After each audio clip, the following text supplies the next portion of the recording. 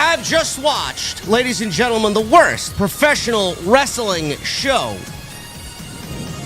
that may grace our screens in the year of 2025. I do not believe that after such a newsworthy show, I do not believe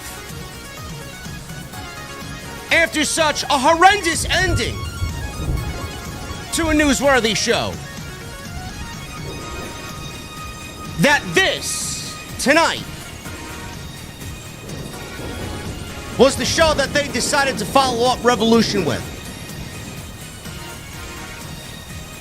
In fact, Dynamite didn't start tonight until MJF graced our television screens.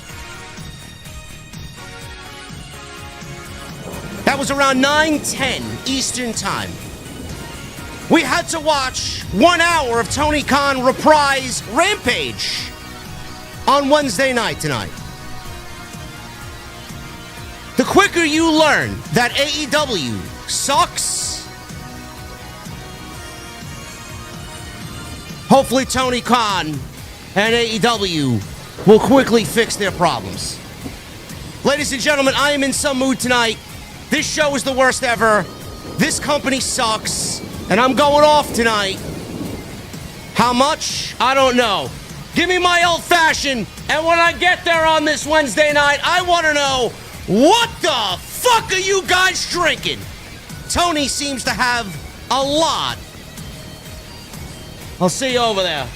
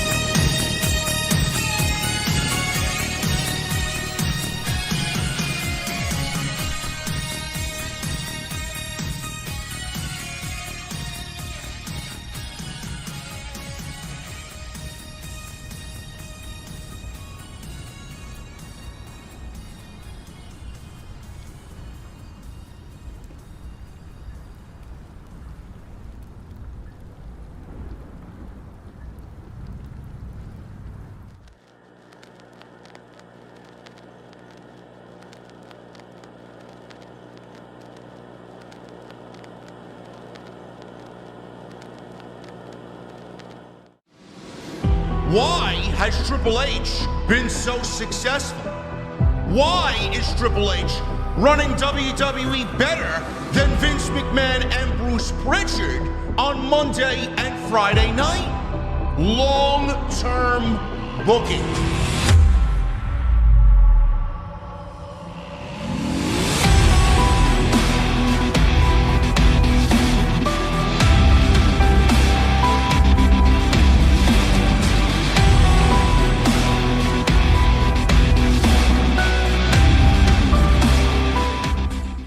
What is going on, guys? Thank you so very much for joining me right here on Off the Script. This is your AEW, unfortunately, Dynamite Post Show. Anything but Dynamite Post Show. It is Wednesday, March 12th, 2025.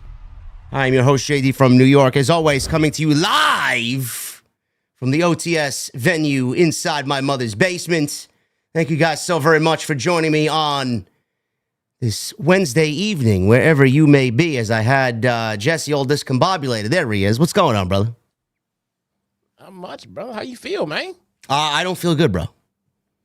I don't feel good. I just got over a head cold last week, and I think I'm violently and physically ill tonight. I don't know why. I don't even know. We had a fantastic evening of pro wrestling. I don't even know where to begin, bro. Man, come on, man. I see people are like, oh man, not even Jesse's gonna find something positive about this show. Well, you guys don't know me at all now, do you? I don't know, man. They were calling for your termination on Sunday night. Oh my God, man! How dare I? Oh, he was a little too positive. Jesse always finds a way to shill AEW. I hope everybody who genuinely thought that just think about their words. For a second. Just think about how you sound. You just want negativity. What is it? I don't understand it. I don't understand that. If you didn't like it, you didn't like it. Maybe someone liked something about. No, he better hate it. He better hate it, or I'm gonna start fucking tweeting here. Oh, he said something positive. Oh my God, the Shot-Town Smog didn't like Revolution, man. I don't know what I'm gonna do with myself. What the fuck, people? Relax. Pro wrestling. I didn't know what to do. I didn't know what to do with myself tonight, man. I found literally anything else to do but watch this fucking show tonight. I was trying to find something to do to entertain myself. Listen, it was so bad. Quote me, clip it, put it on Twitter. I am so glad I opted not to clean my cat's litter box because it made the job tonight much longer and actually more enjoyable than watching this show tonight. That's how bad Dynamite was. If you want me to put it in some sort of context, that's how bad it was tonight. It was not good. No, it was not good. It was not good. I just watch the show objectively. I don't watch it and like I'm gonna try to find some good points in it. No, I'm just gonna watch it and see how the show makes me feel. You know, and like about an hour into it, I sat there and I even text you like, man, I'm gonna go play Destiny, man. And before Jesse texted me back that he was going to go back on his PlayStation 5, I told him within the first 30 minutes, I have so many fucking questions, my mind is exploding. Within 30 minutes. 30 minutes. Wow. Does anybody think in this company? I mean, do they have a brain? Does anybody have a brain? Honestly, I'd love to know. Man. How many people but Solid Monster tonight are going to call out this shit that we watched tonight? How many? Zero. Everybody's infatuated that we got Speedball Mike Bailey. Oh my God, man. Speedball's in. My life is now complete. They got fucking 18 other Speedballs. Speedball's great, but he is a mid-carder at best. That is not an insult, bro. Speedball is fantastic at what he does. He's just not going to pop anybody. He's not going to pop the hardcore. He's not going to pop the casuals. He's there, and I like watching Speedball matches. That's great, but like you just said, I mean, put him in a mask, and he can just float right in there with everybody else they just throw out there on TV to wrestle. This show was so bad, it's almost as if the writing team sniffed something that was labeled Speedball. That's how bad this show was. I don't know. I don't even know where to begin. Jesse, start us off. Where do you want to go? I know we got better things to do, but I love my audience. We love our audience here on Wednesday night. I'll leave it up to you. I mean, anything, man. Any glimmer of fucking something on this show that you want to start with, man, because I genuinely, I mean, the way I'm looking at it, I don't know if I was watching Dynamite or I was watching them reprise Rampage. I don't know what show they opted to put on tonight. Where do you want to go? Well, I'm going to use my time to talk about the absolute thing that I like the most in his entire company right now, Tony Storm. We finally... We can't say anything negative about Tony Storm, baby. Give me a break. Easy, man. This is the one shining through. No notes on anything Tony Storm, man. She's doing God's work right now. And now we have direction on who her next opponent's going to be. So, yeah, we talked about a list of potential opponents on Sunday, and lo and behold, we have one of those fine ladies showing up tonight. though I don't think it's going to be a one-on-one match because clearly nobody can lose here. So where exactly are we going, Jesse? Tell the audience what exactly happened tonight. So we get, thank you, David. Hold on, I apologize for the lack of production values here on this stream. There we go. Okay. So Toni Storm, she came out, did her victory lap, came out and talked about she had glass in her ass and her tits are this and that, and a promo that only fucking Toni Storm can deliver. She basically let us know that her feud with Mariah is done, and it was a brutal one, but she's the best and she's on top. And at the end of the promo, the very end of the promo, when she was done, Megan Bayne came out and attacked her. And then commentary told us that Megan Bayne came out and interrupted her promo. She literally waited to the fucking end. She didn't interrupt anything. But I digress. Megan Bayne came out, attacked Toni Storm, clearly letting us know that it will be Megan Bayne versus Toni Storm. And in a match, like you just said, I mean, I don't know how you book this other than Toni Storm wins. It would not look right if you gave us some fuckery, and clearly they must have something in mind. They must have something planned, because if they just jump right into this match, Megan Bayne takes an easy L, and I don't know why they just did it like that. So, but we know the whole point of this was, before it got confusing, is that we now know who Toni Storm's next opponent is going to be. That's fantastic. Yep. Everybody knows that Toni, after tonight, will be going one-on-one or building at least a program to go one-on-one with Megan Bayne. The thing is, I don't know if everybody in the company who writes this show and pieces the show together on a weekly basis have opted to just leave it out because it seemingly feels like a big fucking deal. It's a big aspect of one's character. We don't know who Megan Bayne. I know who Megan Bayne is. Jesse knows who Megan Bayne is. We've seen Megan Bayne work. But to the audience, if you theoretically put it in context, if you are picking up your remote control and you have watched this show, I don't know, for about 20 minutes over the last few weeks, and you see this woman on your show week after week after week, you've seen her wrestle, and you see she comes out, she's dressed like a Greek goddess. Who is she? Who exactly is Megan Bayne, and why is she in AEW? Do you care to tell us who she is? You know, speaking to an audience and letting the audience know who you are, what you're about, what your goals are.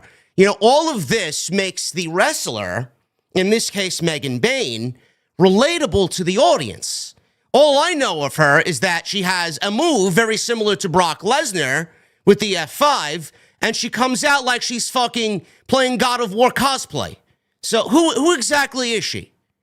I'd love to know who she is, because from what I gather, Toni isn't losing the championship. Megan Bayne is certainly not taking a loss here in a one-on-one match with Toni Storm over the AEW Women's Championship. So you either have one of two things here. Toni and Megan Bayne go one-on-one, which is not happening, or we get a multi-woman match where Toni or Megan are not going to take the pinfall, and Tony Khan is going to take one of his poor other schmucks in this division, put them in this match, and have them take the pinfall loss so that they end up being the geek in this entire situation. Am I close? Am I close? Maybe it's Statlander, maybe it's Willow, maybe it's both of them, maybe it's a fatal four-way. I don't know. I think that's about accurate. Yeah. That sounds good. I'd like to know who she is. They're not gonna tell us, man. You know how everybody loves Toni Storm? Why do we love Toni Storm? She's a great pro wrestler, we know that, but we love who she is and how she comes off. Who's Megan Bayne? Who? You're going to give this woman a microphone? You're going to give this woman some fucking television time to literally speak words like us humans do here on planet Earth? Or are we just not going to do any of that and just leave her to come out to fucking crickets? Because nobody can honestly give a shit when Megan Bayne is out there. Nobody. No, we don't know. We don't know why Megan Bayne. Period. We have no why to Megan Bayne. Why is she here? Why is she doing the things that she's doing? Why is she with Penelope Ford? We don't know anything, and the honeymoon phase is over. It's not like she just started, 2 weeks ago, and they're building intrigue to her first promo to see what she really has to say. No. At this point, it's gotten just ridiculously drug out to the point where now we just assume that she's illiterate or can't speak. Is that what it is? Can she open her mouth? Can she speak words? Is she mute? What is going on? I don't know. What I need to know. Maybe she doesn't speak. Maybe she doesn't speak the English language. I don't know. We know nothing. She could grab a microphone and start speaking and come off like a laughing hyena. We don't know. We have no idea. It's just one of the many problems in this company. Once again, another predictable outcome. Oh, Tony needs some new challengers. Let's throw Megan Bain out there. Instead of building up a fucking story. Oh, she just goes out there and attacks Tony Storm. That's great. We don't know who the fucking woman is, why she's here, who she is, what she's about. If she speaks English, Japanese, Chinese, Portuguese, fucking alienese, we don't know. We don't know. We don't know nothing. I would have at this point. I would have put her with. I would have put her with Don Callis. I would have put her with MVP. I would have put her with someone that can speak to her ability and make us care about seeing her on TV. They won't give us that. Here's what we're saying to anybody listening. We are trying to get invested in Megan Bain. We are telling you what we would like to see from her so that we can like her more. We shouldn't have to tell you what we need to like someone that you want us to like. This makes no sense. Again, that's just one of the many, many, many head-scratching problems within AEW. Tony and Megan Bain seems to be the direction. Then Megan Bain showed up, and she attacked Willow and Stat or whoever else was in the ring. I think with Penelope Ford was one of the worst chair shots heard around the world across Willow's back tonight. Apparently, it's going to be a multi-woman match of sorts because she staked claim to Stat again. So I don't know what the deal is there. We don't even know the relationship between Penelope Ford and Megan Bain. Again, she's in the same segment. She's out there in the post-match. Not one single explanation as to why these two women have been linked together on television now seemingly for weeks. Not one single explanation outside Joey Janela's current and Joey Janela's ex. That's it. That's all I know. You told me that. You've already given me more information on Megan Bain than AEW has. Well, there you go. Maybe we should be the ones booking the show. Again, it's just uninteresting drivel. That's all it is. I mean, I can't be bothered to care. Can't be bothered to care no matter how much Tony is fucking just killing it. Tony Storm, that is, and how great of a character she is. She's obviously going to be a focal point going into All In. Who's she going to wrestle at All In? Is it going to be Mercedes? Is it going to be who did we mention? Jamie Hayter? We don't know. We don't know. Where's Jamie Hayter? Visa problems, supposedly. Wait, still? I thought that was whatever. Cleared up by now. Who knows? So if for her sake, it's probably best it's not cleared up to come back to this fucking garbage. I'm telling you. What else, Jesse? What else? Or was that the glimmer of positivity that we got tonight? You're not getting two things out of me, bro. that was it. We got one. We got one. We got one. Find out. Yep. What? Oh, and we also found out what Mercedes is doing next. She is gonna lose the title to Billy Saint. Yeah. They're setting up Billy Saints because we cannot mention Starks anymore. Otherwise, you go straight to Guantanamo Bay as if you're playing a game of Monopoly. We'll talk about that. I have zero emotion towards that. I have a lot I could say that right now I can't. So I will touch upon that later. It was a backstage segment with both of them. And it is what it is. Nobody expects her to lose the championship to 22-year-old Billy Starks. So thanks. I know. I'm sorry. Thanks for creating such an unpredictable atmosphere there, boss man Tony Khan. Before we get to the review, I don't want to sit here and scream. I don't. It does nobody no good, and then people just think I'm a fucking lunatic, but I mean well. This company, I don't know what they are setting out to accomplish. I don't. If this is their brand, if this is what they think is professional wrestling, then God bless every single man and woman working there in AEW. Glad you got a job. I'm glad that you are working and doing something that you hopefully love. Great. There are fans who clearly love the product. This is 5 years of the same shit. 5 years of the same shit. You know, I was talking to somebody tonight, and I brought up the statement. I brought up the idea, the theory. Where are Matt and Nick Jackson? That's what I want to know. Has anybody legitimately asked the question of where Matt and Nick Jackson are and why they aren't on television? They're not hurt. I mean, Matt literally said that. I said last week. I mean, you were the only one. Where is Matt and Nick Jackson? Matt Jackson starting a whole traveling vlog channel with his wife. I mean, he's so busy nowadays. He's traveling. He's fucking seeing the world's sights. But he's too busy to come back to television and too busy to come back to work. Where are the Young Bucks? Kenny Omega's back on television. Through diverticulitis and everything, Kenny Omega is back on television. Hangman Page is one of the star acts on television. Where are the two men that started All Elite Wrestling? I will tell you where they are. The Young Bucks do not, in my honest opinion, do not want to come back to work. Because if they did, they would be back already. They took a paycheck. They took a paycheck for a large sum of money. And in my honest opinion, I'm going to say what I have to say because this is my opinion and my opinion only. There's nothing to do with Jesse. The Young Bucks have realized, after all this time, 5 years now, that Tony Khan has killed their vision. Whatever their vision was for All Elite Wrestling, that vision is dead. The Young Bucks are not back on television. Two of the most prominent figures in the history of this company. The two guys that you look at as the forefathers of this company, gone, not on television. Has anybody asked that question? Tony Khan is legitimately killing this company. Tony Khan has pumped so much money into this company to make it unrecognizable from what we saw on day one. It is fucking unbelievable how different the company feels in year 5 as it was in year 1. I don't know what the fuck is going on there, but someone needs to sit Tony Khan down and ask him, what the fuck are they doing with AEW? You had a pay-per-view on Sunday night that, for a lack of a better use of words, was fucking great. It was a great pay-per-view. And Jason and I talked about this on TNT last night. We went over how great the show was. Jesse and I did a 3.5-hour stream on Sunday night for everybody because we genuinely love what we do and we genuinely love when the company puts on great television. The one thing that this company will be remembered for coming out of Sunday is not Ricochet and Swerve. Fuck them.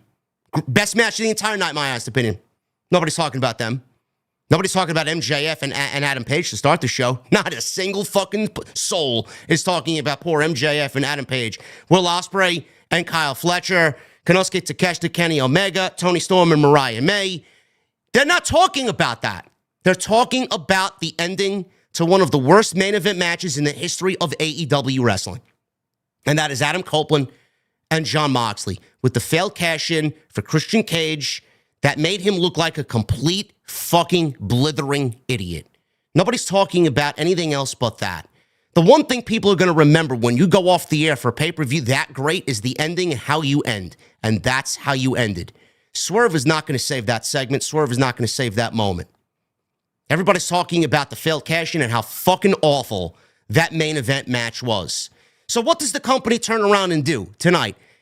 Instead of building on the trust that you got throughout that show on Sunday night and trying to get back some of the trust that you lost by putting on a deplorable main event, you go out there and book this show tonight with yet another predictable tournament for Kenny Omega's newly won international championship, when the first thing that I said on Sunday night during the show, and the one thing that I have reiterated for weeks, months, years, in regards to where the problems are within AEW, this company is allergic to unpredictability.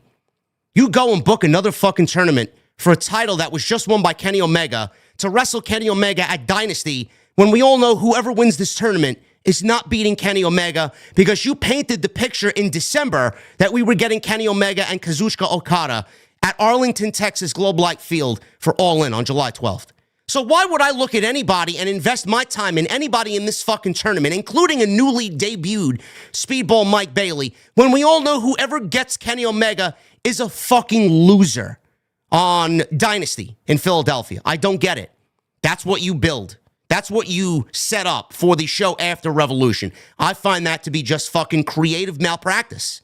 I don't understand how you can go and think that is a good decision instead of writing some captivating story around the newly won championship with one of the fucking souls of this company. Couldn't do it.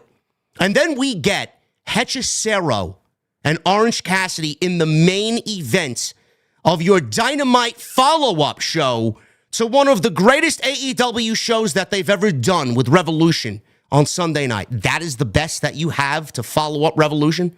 I don't know how this show made it from one geek in the back to the next geek and then to be finalized by Tony Khan, and someone signed off on this to give to TNT as episode whatever of Dynamite on March 12th, 2025.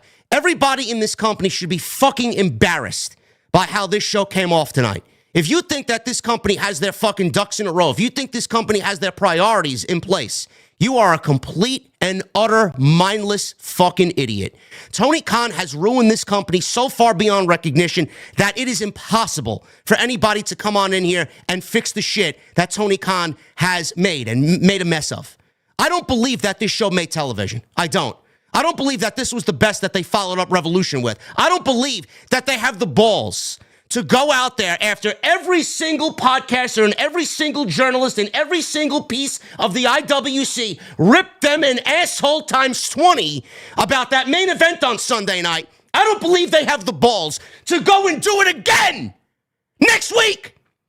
And they're doing it in Omaha, Nebraska, as if anybody in Omaha is going to give a fuck about Adam Copeland and Jon Moxley. Do you want to know why Jon Moxley and Adam Copeland did not lose on Sunday night? Because they both have creative control over both of their characters. Do you want to know why Jon Moxley and Adam Copeland didn't take a loss on Sunday night to Christian or Jay White or anybody else that could have fucking signed that contract and handed it in? It's because they don't love AEW. Quote it, clip it, put it anywhere you want. They don't love AEW. They love themselves. Tony Khan is too big of a fucking money mark to say, no, this is my company and we need to do what's right. No, let's give creative control to 53-year-old Adam Copeland so that he sits on his entire AEW throne without one single loss in a singles match except to his best friend, Christian Cage. Jon Moxley is legitimately killing the fucking company.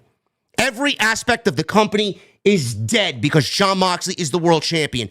Who is going to speak up and tell Tony that this needs to change? The only one that can do that is Tony Khan, and he's sitting there and he's just letting the company die with Jon Moxley as world champion. And then you have the balls to go and do it again and label it a street fight. After we got buckets and buckets and buckets of blood on Sunday night. Now you want to give me another street fight. So what? They can bleed on their own? Why are we getting this match? So that they could be the main event where they weren't the main event and shouldn't have been the main event on Sunday after fucking 6 main events before them. I don't believe you people have the fucking balls to go out there and make this match part 2 when all you should be doing is booking Swerve Strickland to be the world champion at AEW Dynasty and end this fucking reign of unadulterated fucking garbage from Jon Moxley. But no, we're going to get another match. And what's going to happen? Are they going to take a pinfall loss?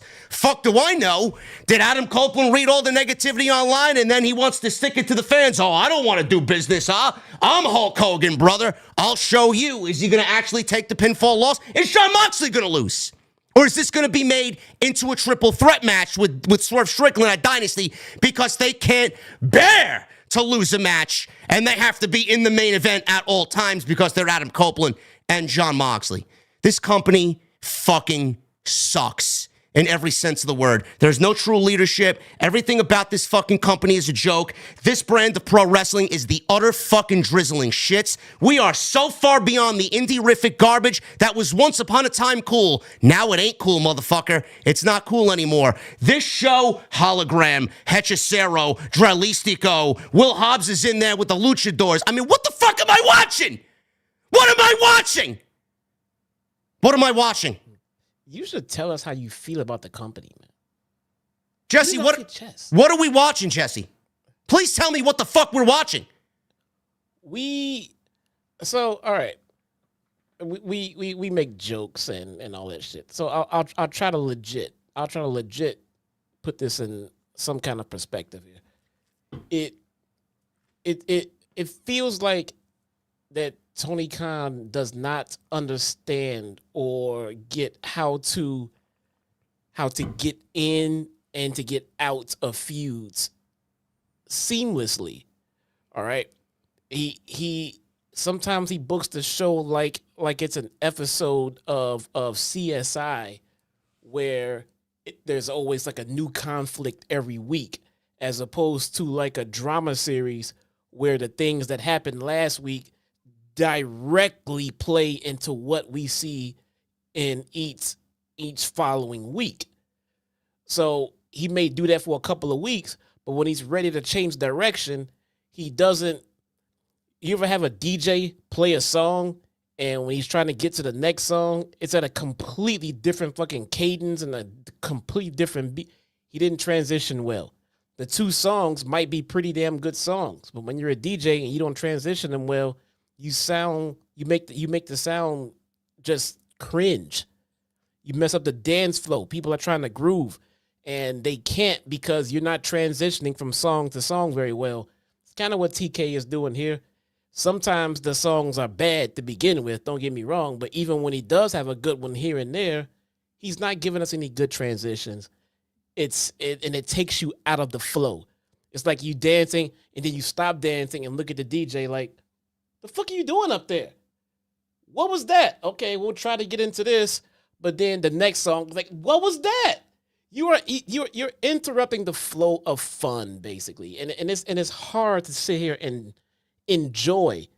The other website, the other podcasters and stuff, they'll take the stories that we get and look at it in a vacuum and not care that it didn't make any sense to what we got 2 weeks ago. They'll just look at it individually and not care that it is not flowing. And us, we kind of want this to be like a drama series and have some flow to it and some kind of sense. I mean, it makes no sense. And every time they give me something that's here in front of me, I think back to what they gave me 2 weeks ago and says, this makes no fucking sense. Make it make sense for me so I can at least.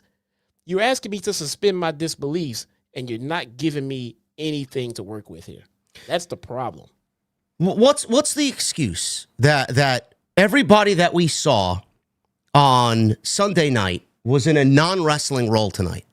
Is there injuries that haven't been reported by Sapp and Fightful? I mean, I don't believe we got a card. I'm gonna read the match card to you because I could not believe my eyes when I seen this match card. 15 minutes before the show, MJF, Tony Storm, and Will Ospreay were all in the building, did not wrestle. They all had promos or in-ring segments, interviews. Willow versus Penelope Ford was the sole women's match of the night. Who cares? Then we got Hologram and Will Hobbs. I don't know what the fuck Will Hobbs has to do with Hologram, but Will Hobbs teamed with Hologram against Brian Cage and Dralistico. Brian Cage of the Don Callis family, who, by the way, wasn't even out there with Brian Cage. He teamed with Dralistico for whatever fucking reason. I don't know what type of match this was, but this was a tag team match for whatever reason. We got the Beast Mortos versus a wild card who ended up being Mike Bailey, Speedball Mike Bailey. And then Orange Cassidy main evented with Hechicero. This is a tournament, by the way. We're getting 4 matches, and then we're getting a fatal 4-way next week for the right to wrestle Kenny Omega at Dynasty for the International Championship. I don't believe these names and these graphics were put on a poster and a flyer digitally for people to get excited about for AEW Dynamite tonight. The television show is the most important thing that you have. It is the most important IP that AEW and Tony Khan possess. If you do not generate interest for your most precious IP, which is your A show, AEW Dynamite, how are you going to expect people to buy the pay-per-view and generate interest on a week-to-week basis? Whatever happens on Dynamite should be nurtured and cared for as if it's the most important thing that you do every 7 days. I say this every single week, and people look at me like I got fucking 6 heads. Every single thing you do, everything that you find to be the most important should be filtered through Dynamite. Everything that you want to be the biggest of deals, Dynamite is the place for that to happen. If you do not book the show on a weekly basis every Wednesday with the fucking grace and dignity that it deserves, the A show that it deserves to be, how do you expect the ratings to go up? How do you expect the demo to go up? How do you expect the week-to-week interest to go up? Don't you want more pay-per-view buys? If the television shows were telling proper fucking episodic stories that people legitimately gave a shit about, your pay-per-view buys would be fucking increased another 25 to 30% because we tune in for everything and the story. We got nothing. They want to hide behind the fucking dream match aspect that is painfully fucking boring. You've done that year 1, year 2, year 3, year 4, now year 5. Your dream matches are running out, bro. Your dream matches are not dream matches anymore. I don't care to see Beast Mortos versus Speedball Mike Bailey, which I predicted back in November, by the way, before Mike Speedball Bailey even fucking signed with AEW. Joked on Twitter. When is he showing up? And how soon before we get the Beast Mortos on AEW Collision? Lo and behold, it's basically what you got tonight, minus Collision. Nope. Bullshit. You're wrong. It wasn't Collision. Nope. This show was booked as if it was Collision. Okay. So I was as close close could be. But you get my point. Dynamite should be booked with the importance that it deserves. I don't understand how you go into this show and then present this to us, and then you want to go on social media and say, oh, AEW's been on a great string of shows lately. No, you haven't. Whatever the fucking string of shows that you thought were great, stop dead cold tonight. This show was a fucking complete and utter embarrassment to a point where I had people in my DM saying, JD, I can't watch this shit anymore. I'm just going to watch you, or I am done watching AEW, and I'll come back when it's actually good again. Folks, I don't want to be the bearer of bad news, but AEW is not going to be good for a very long time, and AEW is not going to be good until Tony Khan removes himself from the equation, because that is actively what's killing the fucking company. This show is not where it's supposed to be, and it's thanks to him. I'm sorry. I would love for somebody. I would love for somebody to prove me wrong and tell me that I'm wrong. You can't. You can't. It's not in a good place right now, man. And we had a good string of a few weeks where we had decent television, which is all we asked for. We didn't get knock out of the park, home run, great fucking TV in that stretch. We got decent TV. And that's all we wanted. And I was also careful to make sure I didn't let that new standard lower the bar for me. Like, this is great. No, it didn't say it was great. It was entertaining. It flowed well. It made sense. It was not egregious. It was great. I mean, it was great in that regard. Could it have been better? Yes. And we pointed out all the things that would have made it a great show. But it was fine. They could have stuck with that level of TV and it would have been fine. But it is dipped all around both shows. It's noticeable, and you can't argue with it, man.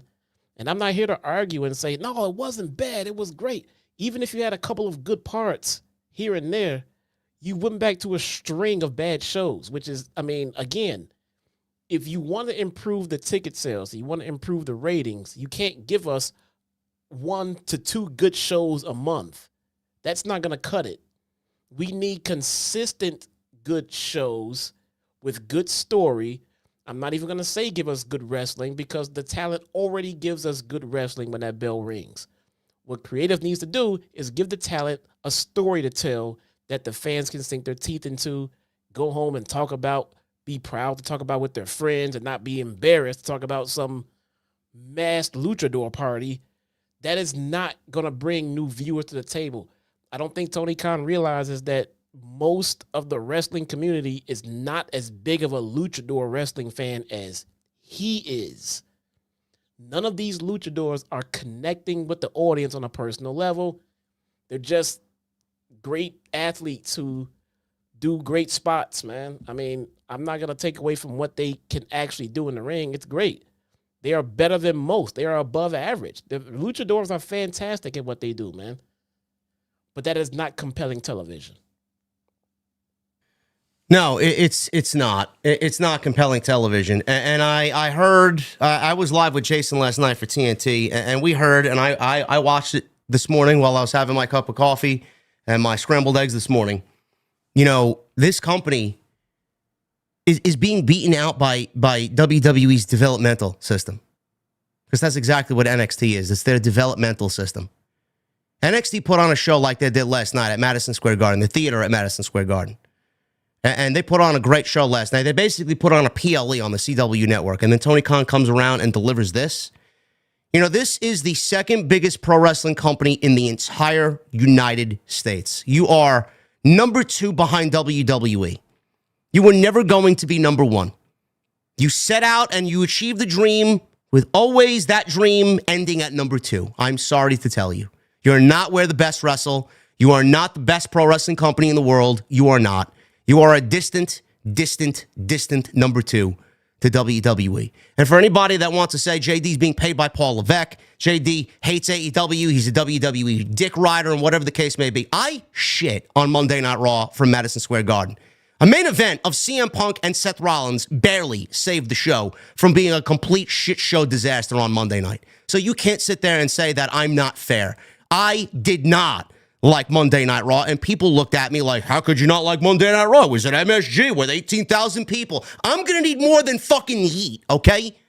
I'm getting to a point where I'm just fucking fed up with everybody because there's so little effort going into everything. So you can't sit there and say that JD is a shill for one company over the other. You can't do that. But don't you think that Tony Khan should look at the fact that NXT is outdrawing his number 2 promotion by a clear 250,000 viewers every single week? You don't think Tony thinks that the demo is piss poor? He's never going to say it is. NXT's demo was, I think, 0.15 last night. AEW is around that same benchmark. A demo, by the way, that was in the 0.3 to 0.35 rating just a few years ago. What happened? Where did they fall off? Why did they fall off? Where did all the 18 to 49s go? Nobody's watching the fucking show because you are putting this garbage, hologram, Beast Mortos, Hechicero, fucking Dralistico on television. I mean, people want to be engaged. They don't want to watch 20-minute pro wrestling exhibitions every fucking week that have absolutely zero meaning. Every single meme I come across is Tony Khan playing with his fucking toys. You don't think he sees that and wants to do better? I know he doesn't. If I was him, I would want to put an end to that. Stop playing with your fucking toys and stop having it come off that way, because that's exactly what it is. And hire someone that's going to write your show to tell episodic fucking stories. I don't understand how they welcome all this because of their ignorance. They welcome all this hatred because of their refusal to change. They welcome all this because they want to be right, and they think they're right, and they're fucking dead wrong. In every aspect, they're dead wrong. Every single week, we come on here and we give fair and honest and balanced criticism. Tony Khan was in my mentions back in December, and he claimed that I had it wrong because I called out how fans are stupid for believing in Daniel Garcia. Where is Daniel Garcia? You don't think Tony Khan should be booking Daniel Garcia to be better off? Instead, he's proven me right. I mean, this is a company that goes to defend everything negatively said about them and does nothing to change. What is it going to take? What does it have to take to change what is going on here? And then he goes on the post-show media scrum, Jesse. I don't even know if you've seen it. He said that he's been more in the driver's seat creatively, and everything that you're seeing is him. Do you want to know why that was said? Do you want to know why Tony Khan now publicly in front of the media, quote unquote, if you even want to call them that, said that he's now more involved creatively? It's because everybody has been saying AEW's been on a great string of shows, and he's even touted that on social media. When everything is great, Tony will stop at nothing to make sure he is involved, and his name is at the tippity top of why AEW is succeeding. If anybody else was there writing the shows and they were coming off great, Tony's never going to allow that person or that group of people to fucking have their sunshine because it's not him. Now I want to see if he says anything remotely close to him being in the fucking weeds tonight after this show. You won't hear a fucking peep from him. Thank you for watching AEW. Thank you for watching AEW Dynamite on TBS and Max. We'll see you guys next week. It's going to be a great build to Dynasty. That's it. No. That is a problem. I don't know how you people don't see that. If he is in charge, he's always been in charge. What does he think? We're fucking stupid? It ends and dies with him. Now he wants to be involved because everybody says the last 5 weeks or so have been pretty good and they're back on track and that feeling is being restored. Now the feeling is in the fucking grave tonight. Where's Tony now as far as booking the show? You won't hear a fucking word from him. Maybe there's a way to get some goodwill amongst the hardcores, the internet fans, and the podcasters, because let's be honest, let's be fair. Podcasters can sway the opinion of a company through a vast majority of wrestling fans online. They can, it's possible they can. So what if we had a little bit of transparency in regard of how about we let everyone know that who is behind what creatively? You remember WWE used to, I'm not sure if they still do, but they'll release what producers did what matches at pay-per-views and things like that. You know what I'm saying? And we got to see like, oh, who did what, and then we could look back and say, ooh, that was a good match. They do that. Fightful releases that information every week. They do for WWE. Yeah, you don't see that. You don't see them doing that for AEW. No, maybe it would be kind of cool to to be like, oh hey, this storyline is being run by TK. This storyline is being run by. I mean, maybe it's embarrassing because they have talent, booking the show. And I'm telling you right now, history has taught us that talent with creative control never works out. Never. I can't think of a single talent that we known to have full creative control and it didn't end in a complete clusterfuck. Maybe Bryan Danielson. As far as I know, he is a genuine person, a wrestling fan, and he's not out to hit himself over in every fucking situation. I could be wrong on that one. But outside of that, man, you look at Hogan, you look at Nash, you look at the NWO days, and you now look at Mox, and then you look at Cope and everything like that. From what we're understanding, you look at Mercedes. I mean, I'm sorry, I know you working with her this weekend, but the perception is that these people have creative control. And the perception is all of these characters suck right now creatively. That cannot be a coincidence. Why do you think Mercedes is working with Billy Starks? Why do you think Mercedes is working with 22-year-old Billy Starks? Out of everybody on that roster, Billy Starks hasn't made one fucking appearance on AEW Dynamite in the ring. Not one. Why is Mercedes working with somebody like Billy Starks? Because she knows she can beat Billy Starks, and she knows Billy Starks is not going to say anything to Mercedes because she's just there to be grateful for the opportunity to be in the ring with Mercedes. That's it. Nobody wants to work with Mercedes because of that creative control. Nobody wants to work with Copeland because of that creative control. Nobody wants to work with Moxley because of that creative control. They've put nobody over at all since they've arrived. And you think people are dumb enough to fucking just, they're great. Everybody on that fucking roster knows it. Everybody in the fan base refuses to see it. That's why. I was hoping that she heard like everybody talking about how she's not putting anybody over, and maybe she's gonna work with someone like a Billy Starks who wouldn't have necessarily been on anything television related, and get her on TV and maybe get her over. Maybe. Have we gotten a why as to Billy wants to wrestle Mercedes? Was there ever an explanation given outside How of did this start? She was in the back with Momo holding a baseball bat. And I didn't even know who it was. And Billy Starks was just there. And Mercedes flipped a cup of water on her. Yeah. And then the next time we see her, she's at the fucking pay-per-view taking notes on Mercedes' match, more than likely taking notes on how to lose. Do I lose by a roll-up? Do I lose by the money maker? Do I lose by the bank statement? Or what the fuck her move is called? And then we see her tonight, and the match supposedly is made for next week. I mean, thanks for telling me why she's even getting a fucking title match. Has anybody given me a reason why she's there? There is none. What was Billy Stark's relationship with Athena in ROH before she showed up here? Like a young girl. She was there as a young girl, like a roadie. So what if this is a segue to get Athena in here into a program with Mercedes? To do what, Jesse? To lose, but we all know that. Yes. I mean, but what if this was a way for Athena to then show? Is Athena working heel or babyface? I have no clue. I'm assuming she's working as a tweener. Maybe. She was a heel last time I saw. Chad, what is Athena? Is Athena constituted as a heel? Who watches Ring of Honor, man? The fucking 3 people working over at Fightful right now fucking watching Ring of Honor. Kate from fucking Fightful watches Ring of Honor. Who is she? Is she a heel? She was probably, I think she was heel last, but she's probably pretty much a tweener to babyface because everybody recognizes she's a heel. Cocoa Beach City Radio says she's a heel. She's a pure heel. Yeah, okay. So she shouldn't be showing up on Wednesday nights to save Billy Starks or anybody else. So Athena heel versus Mercedes heel. How does that end?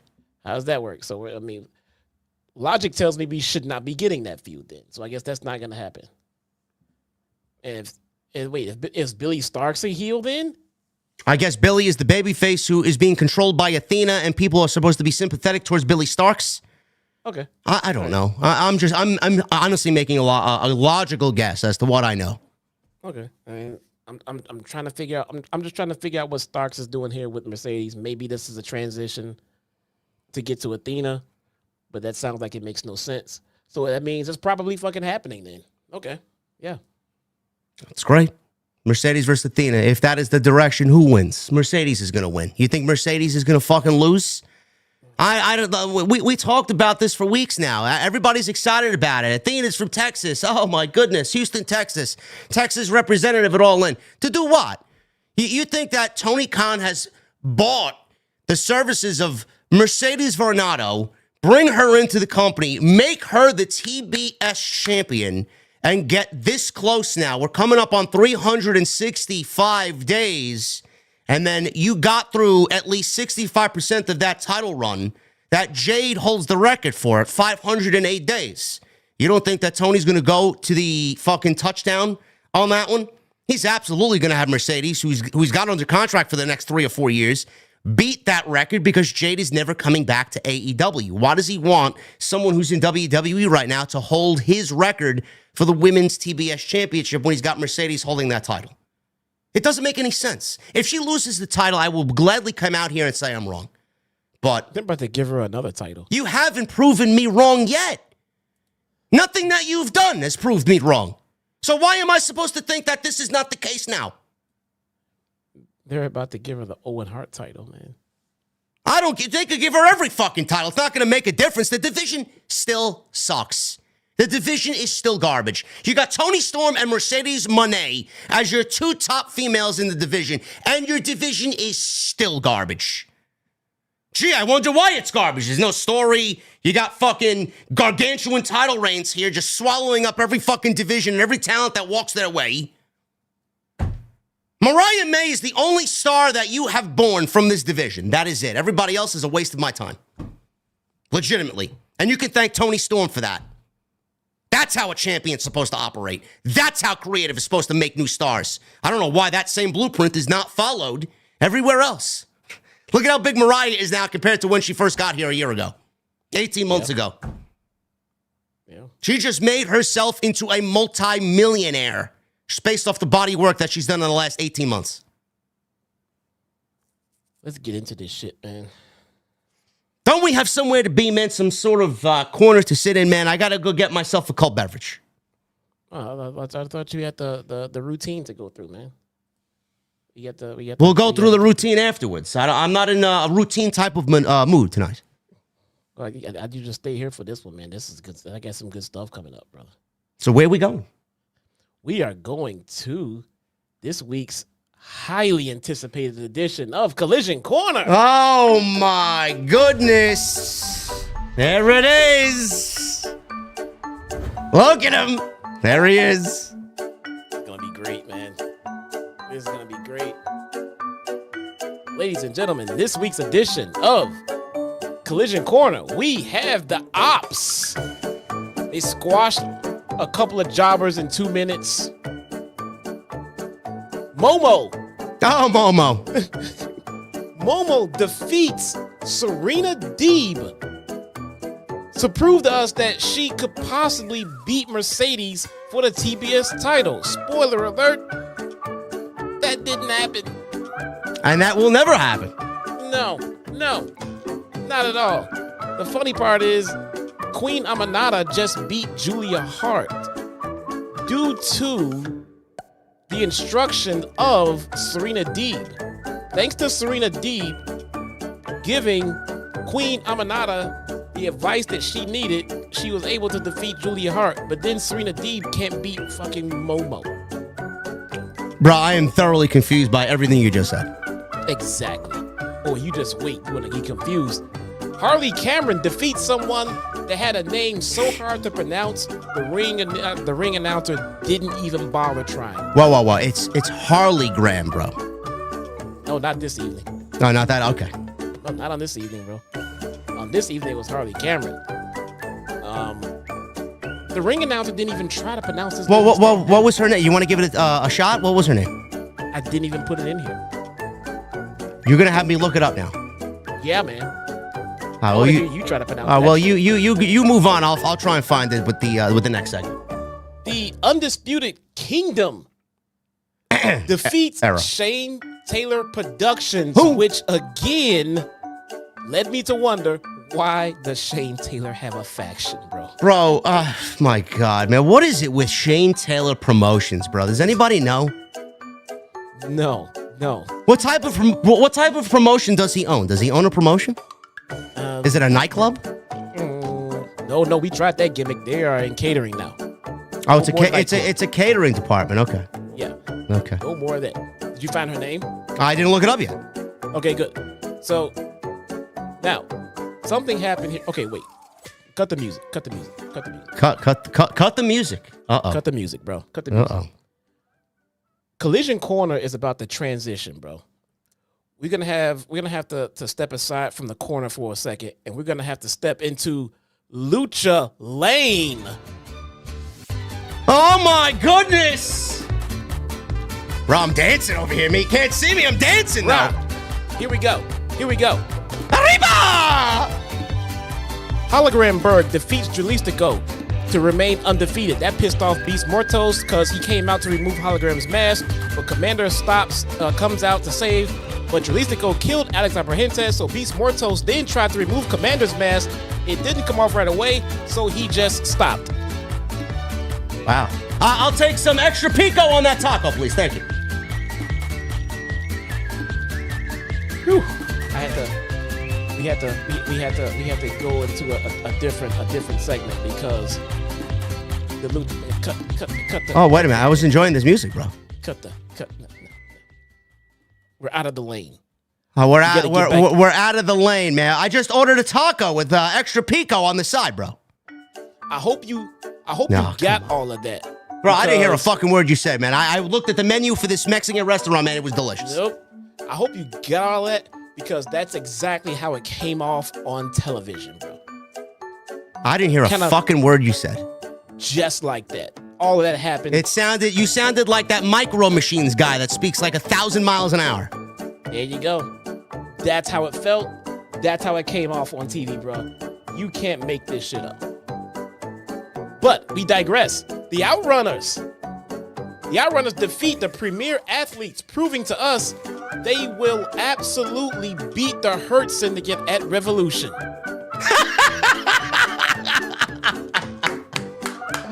Oh, man, I don't know. It sounds like they were locked away in some fucking Miami Vice hotel room sniffing something, bro. What's wrong with them? The Outrunners. They need to outrun away from AEW. That's what they need to do. If you say that you cared about this match, I say that you're a pathological liar. Who did they wrestle again? The premier athletes. Okay. The premier losers. go. Okay, there you go. And ladies and gentlemen, our favorite part coming up right now, the main event. Oh, man. Lee Moriarty versus Daniel Garcia. Oh, my goodness. Ladies and gentlemen, that is this week's edition of Collision Corner. I'm not going to cover that match. I sincerely hope you appreciate the fact that I watch Collision so you don't have to. Oh, my goodness, man. That is just fucking awful, bro. I'm sorry. That is terrible. My God. How could this be looked at? How could he board the plane and say, arrivederci, and go on to the next city, man? And we did a great job tonight. Now, keep in mind, I got all of this on Collision before we got what we got tonight with the Luchadors. This Luchador shit is getting out of fucking hand. Bro, it's like a lucha invasion over here. It is getting out of hand. I don't know what is going. I mean, it's a takeover. I mean, we have to get these luchadors out of our pro wrestling, bro. They have to be deported. Can someone please explain to me why Lee Moriarty continues to get television time? And not Lee Johnson. That may be one of the biggest charisma vacuums I may have ever laid my eyes on, honestly. Me and Jesse have more charisma combined than all of Lee Moriarty. I'm not gonna sign off for that, though. I'm not gonna lie, because I've seen him. He's charismatic. Is he? Yeah, he actually is, bro. No cap. Seriously, he is. But they don't give him anything to do. But we know Roman Reigns is charismatic, correct? Yeah. But during that 2017 era, we were all under the fucking assumption that he was a charisma vacuum. He had nothing until he finally got something to sink his fucking teeth into, and it made sense. He got something that was more fitting of his actual persona. And I think that's kind of what we're doing here. A lot of people in wrestling just don't have a gimmick that matches them naturally. You know what I'm saying? And when you give them the wrong shit, it comes off unnatural because they don't believe it. We don't believe that they're trying to sell it to us. But guys like Moriarty, they don't give us anything. Brian Cage, they're not giving us anything. Hobbs at this point. Hobbs is big. What else? What else about Hobbs? He's big and strong. What else? Nothing. They don't give us anything. Ladies and gentlemen, if you guys have enjoyed up until this point, I would love if you guys follow us on social media at JDfromNY206, Twitter, Instagram, TikTok, and Cameo. Follow Jesse at Chi-Town Smart. Follow us here on the channel every Wednesday. Hit that subscribe button down below for yours truly here, Jesse. Also on YouTube, click his link down in the description below if you guys have enjoyed whatever's come out of his mouth tonight. Make sure you guys go. Yeah. Make sure you guys go check out all the content on the channel. There's plenty of it. Monday night, we were live. Tuesday night, best podcast in the space. Tuesday Night Titans with the one and only Solomon on Tuesday night. Great discussion last night. Even he was fucking pissed off about the ending of Revolution. When you piss that man off, you know you done fucked up. So go check that out. Thumbs up. Let's try 4,000 likes. We're almost there. We got 820. We got 3,700 people in here on a Wednesday night. I mean, this show was so deplorable that we got 3,700 people in here, man. I don't know who's watching, but thank you very much, man. There's a reason why we are the absolutely number one AEW podcast in the entire IWC. There is no one bigger and better covering the show than us right here on Off the Script. And please make sure you guys hit that thumbs up and leave a comment down below. Super chats are also open. Best way to support the show is through the super chats. I got to shout out my guy because he came in with a 100. We got a $100 super chat from my guy, Ali. He says, hey, JD, Jesse, OTS family, I just wanted to say, tomorrow is going to be my 31st birthday. I can't wait to celebrate it.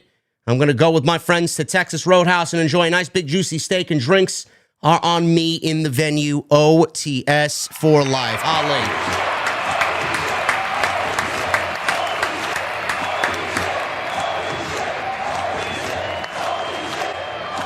Happy birthday, brother. Happy that you are spending some of it with Jesse and I here tonight, right here on Off the Script. Appreciate you, brother. Thank you for being here. We start this terrible show off tonight with Kenny Omega. He comes out to his actual theme music, the good one, not the new one that he's been coming out to. Battle Cry is the name of the old one. Comes out. He's got a microphone. Omega says that this is still so wild to him.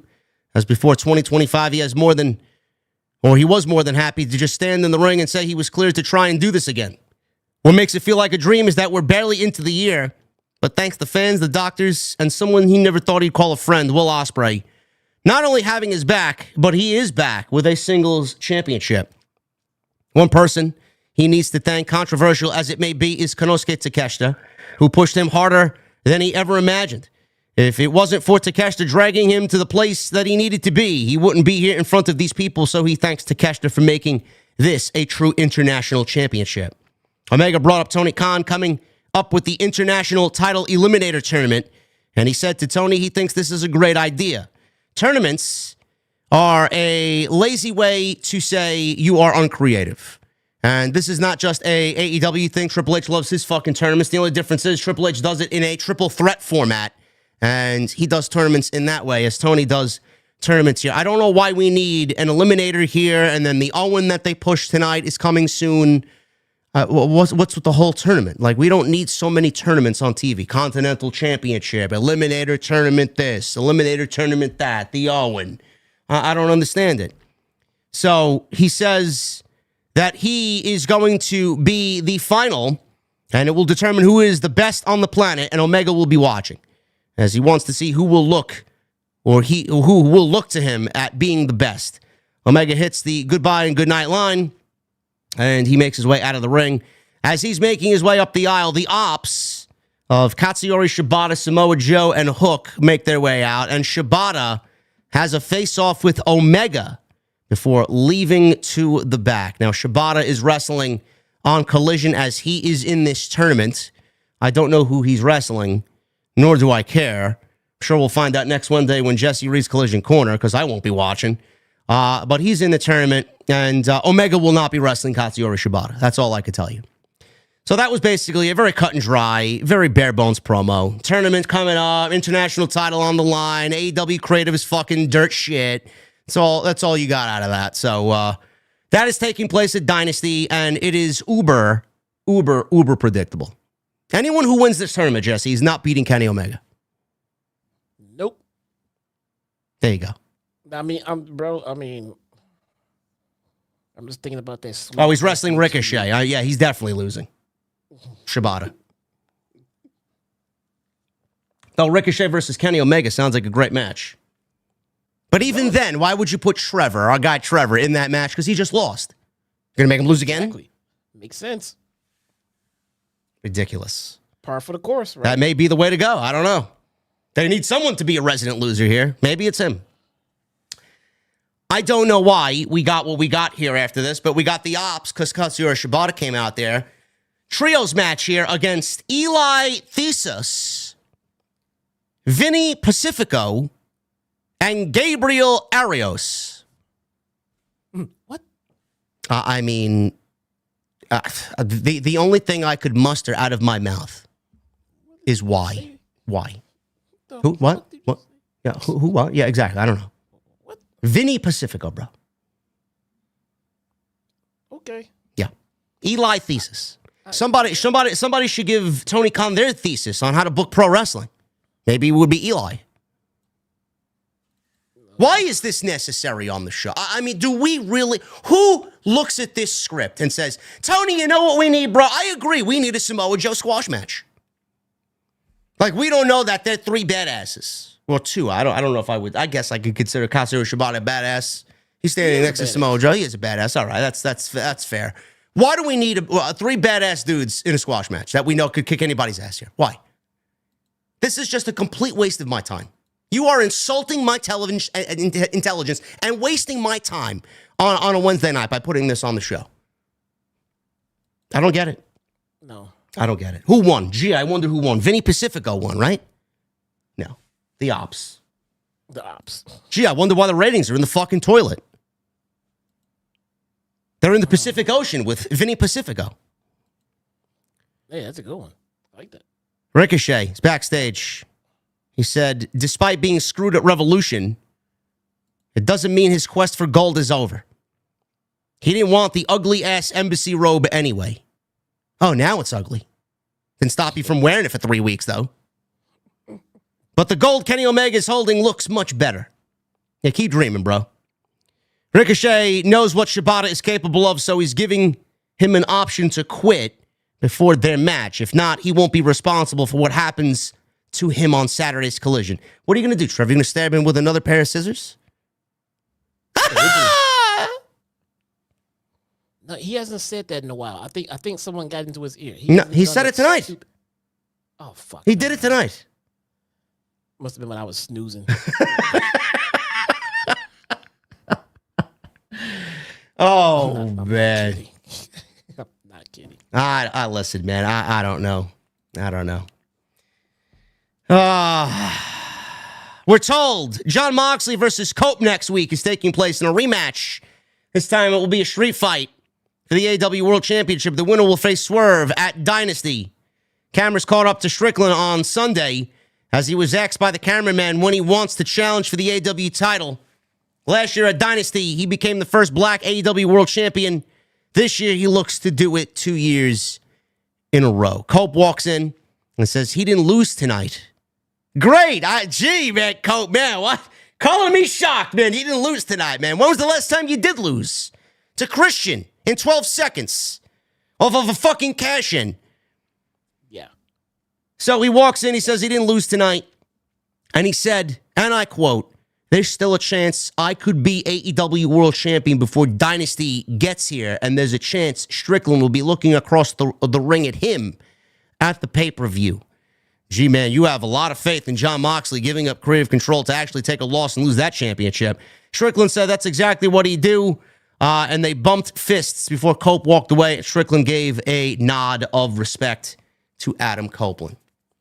Man, the company got so much flack for this awful main event on Sunday night with the absolutely dirt poor finish that we got with Christian cashing it in and then just wasting the briefcase to a point where I never want to see anything like that in AEW again if that's the way that they're going to creatively book it. I mean, I thought I was watching fucking Vince McMahon out there book Austin Theory to lose the championship, or Baron Corbin, worse yet, fucking lose the Money in the Bank briefcase.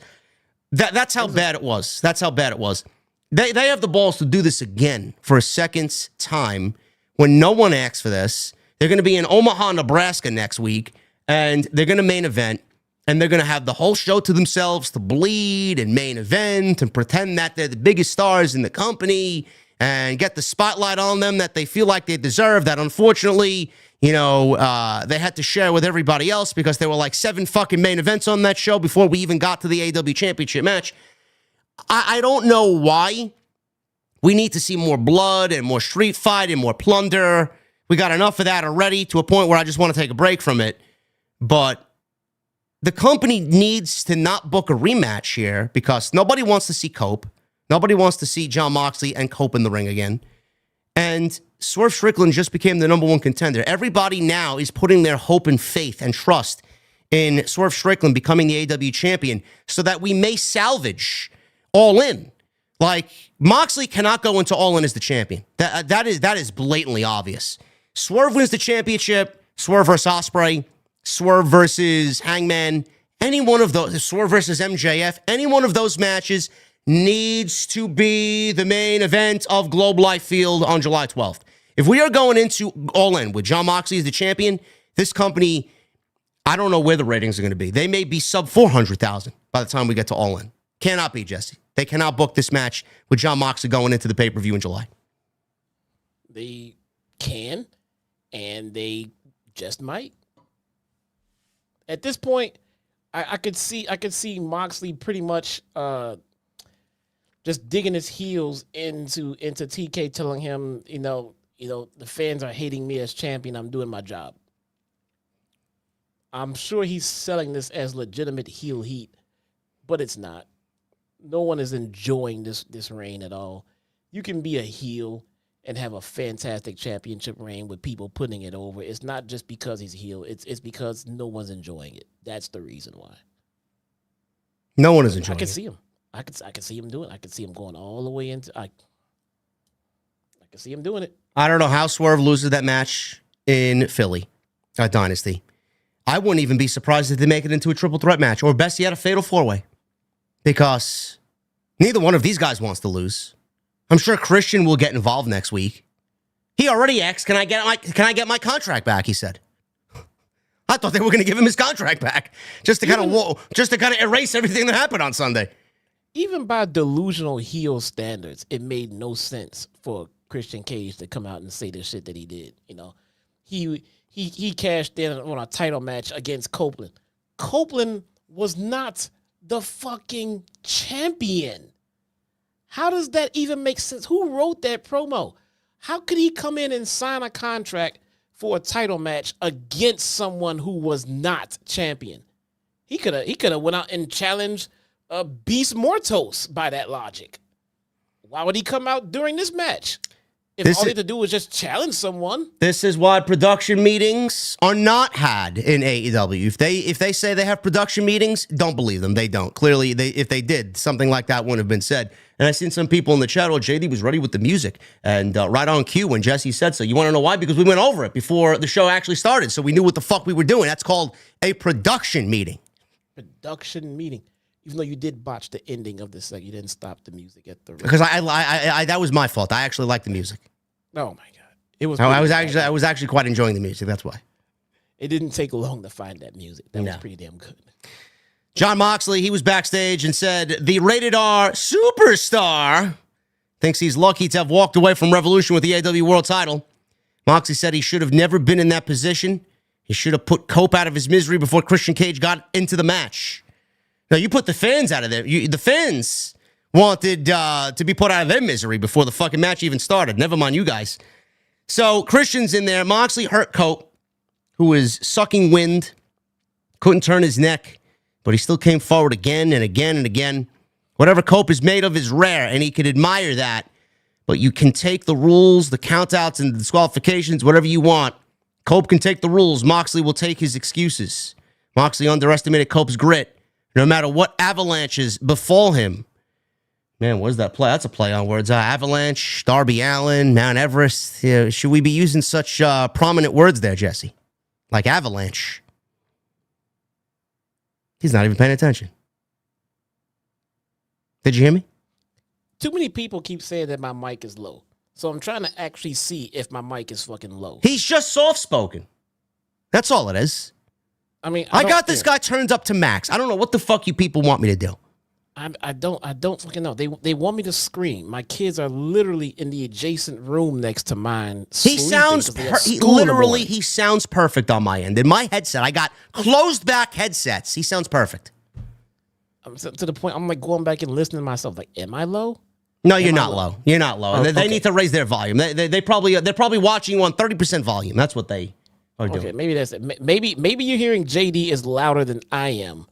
Maybe. I don't know. He has no kids and he's screaming into the mic. I don't know what you want me to do. I mean, I can't scream into my mic, guys. Sorry. Proceed. Please re-ask what you said. I'm sorry. Moxley underestimated Cope's grit no matter what avalanches befall him, he said. Quite the choice of words there, huh? Yeah. What are we doing here? I don't know, but there's a reason why Moxley is the world champion.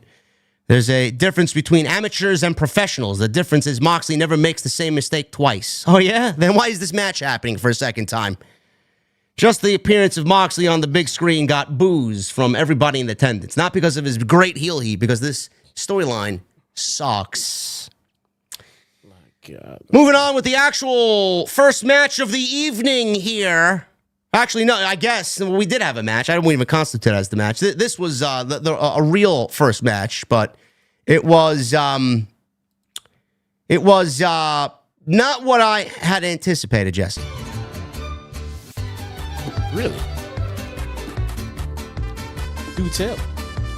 Powerhouse Hobbs and Hologram with Darby Allin. We're not Darby Allin. With Harley Graham. Darby Allin. I'm thinking Avalanche. With Harley Graham. Defeated the Brian Cage and Dralistico pairing with the Beast Mortos outside, man.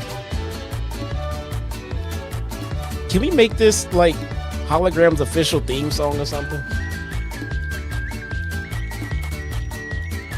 I'm still waiting on my burrito, by the way. No sour cream. Extra cheese, okay? You know, you're getting a clip for this one, bro. Right. You're going to be racist again. Side of nachos with some tomatillo sauce, okay? Thank you. Great. We got the best chef in the venue, man. What the fuck? Why is this match on my television? Why? What is the infatuation with hologram and these luchadors? Why? Can someone answer this for me, please? He really enjoys his fucking luchadors. I don't. Enjoys. I don't know. First of all, I texted you. I have so many fucking questions here. Why is Powerhouse Hobbs teaming with Hologram? How did this become a thing? Did this happen on Collision? Was this a thing on Collision? The answer is no. Jesse has no answer for that question, so I'm assuming it never happened. It was just a random. Tony played video gamer, and he chose a character at random. He went into his toy chest and he pulled out, hologram, Brian Cage, Will Hobbs. This is what I was kind of alluding to earlier when I said they just come into a show like tonight and just have some matches in mind, not caring if it made no sense as to what they did the previous week or the previous show. I have no idea why this match happened. I didn't understand the looks on everybody's faces at the end of it. I don't understand. I was just as confused as everyone else was in this match at the end of the show, with Cage coming out, just looking around, looking at Hobbs like, what are you doing? Hobbs looking like, oh no, TK booked this shit. I don't know. What is Powerhouse Hobbs doing teaming with Hologram? That's number one. Number two, remember when everybody, I'm gonna blast names here because that's the type of mood I'm in. Sean Ross Sapp, Justin LeBar, John Alba, all these people, Simon Miller, Andrew Bay. I don't know if Bay Dallas said anything. I don't think Bay Dallas was that fucking stupid. I don't even think he even said it. I think Drew wanted Mercedes to win and thought Mercedes should win, so I'm not even going to include him in that. I apologize. Who else? Who else was in the community that said something? Fightful, NoIQ.com, whoever else was in the community. Jesse, why is, I was going to say JD Graham, why is Harley Cameron dressed as hologram? Remember when everybody wanted her to beat Mercedes for the TBS championship going into Australia because it would have been a great moment? Remember everybody saying, well, she was going to lose, and if she did lose, the momentum that needs to be kept, hopefully AEW keeps her on television in a prominent way. Instead of having her go out there and develop a story, a come from behind babyface story, no, we'll just send her out there as Hologram's valet, as Harley Graham. Yeah. Remember that? Remember all that discourse online? She needs to win. This is how they follow that up, man. Harley Graham. That was me. I was one of those people. I mean, hey, again, I ate my words when that bell rang. When she started wrestling, right away, it told me instantly that was a bad move. It wasn't believable. She is not very good bell to bell. Now, if she was decent in the ring, the story could have made sense if they would have told it correctly, but clearly they weren't going to do that either. Anyway, so it didn't matter. It didn't matter at all because Wrestle Geek said it. Yep, they said it. Cultaholic said it. Alcoholic. Must be drinking over there, Cultaholic, in the UK studios. Harley was never slated to win, nor should she have won ever over Mercedes. Never was going to happen. But this is how you follow up the best 4 weeks of this woman's career, by dressing her in a hologram mask. Oh. What they did was they basically pigeonholed her to comedy. She is just going to be comedic relief. That's it. nothing else. When you start saddling her with shit like this, with the puppet and now the mask and shit like that, it gets hard to put her in a match against one of your best workers and convince me that there's a title change that can happen here. You know, you're booking her like comedy. That's how we're gonna perceive her. But then again, when you watch her work in that ring, bro, this is the best thing for her because she is not a fantastic bell-to-bell wrestler. She's just not. I don't see championship material in her right now. You know, anybody that watched NXT Roadblock last night on the CW network, you look at Julia and you look at the absolutely stunning Stephanie Vacquer. Can you imagine both of those ladies in AEW? Can you imagine what they were thinking when they signed on the dotted line and now have sat on NXT for months, the decision that they've made, how happy they are? Can you imagine both of them in AEW, where they would be right now? Stephanie Vacquer would probably be already in a feud with Mercedes, losing, and she'd be wrestling Penelope Ford on fucking AEW Rampage. Yeah, it's not good, man. No. It's not So good. I have questions. Powerhouse Hobbs, what the fuck's he doing with Hologram? Why is Harley Cameron dressed as Hologram? I don't know why, coming out of what she did in Australia. Brian Cage is out there teaming with Dralistico. I don't know why. What the fuck is their pairing? Where's the Don Callis family? They weren't even out there. The Beast Mortos was out there. What sense does this match make to anybody watching the show? And how are you sitting there justifying spending your hard-earned money on this garbage? That's what I want to know. I feel bad for everybody that sat there. Who won? Fuck do you care? Do you really care who won? No. Nobody cares. No. Nobody cares. Post-match, Lance Archer, Mark Davis came out to help Brian Cage. Oh, there they are. There they are, man. The Don Callis family figure. You know what? Let's go out there. They all had a stare down with Hobbs.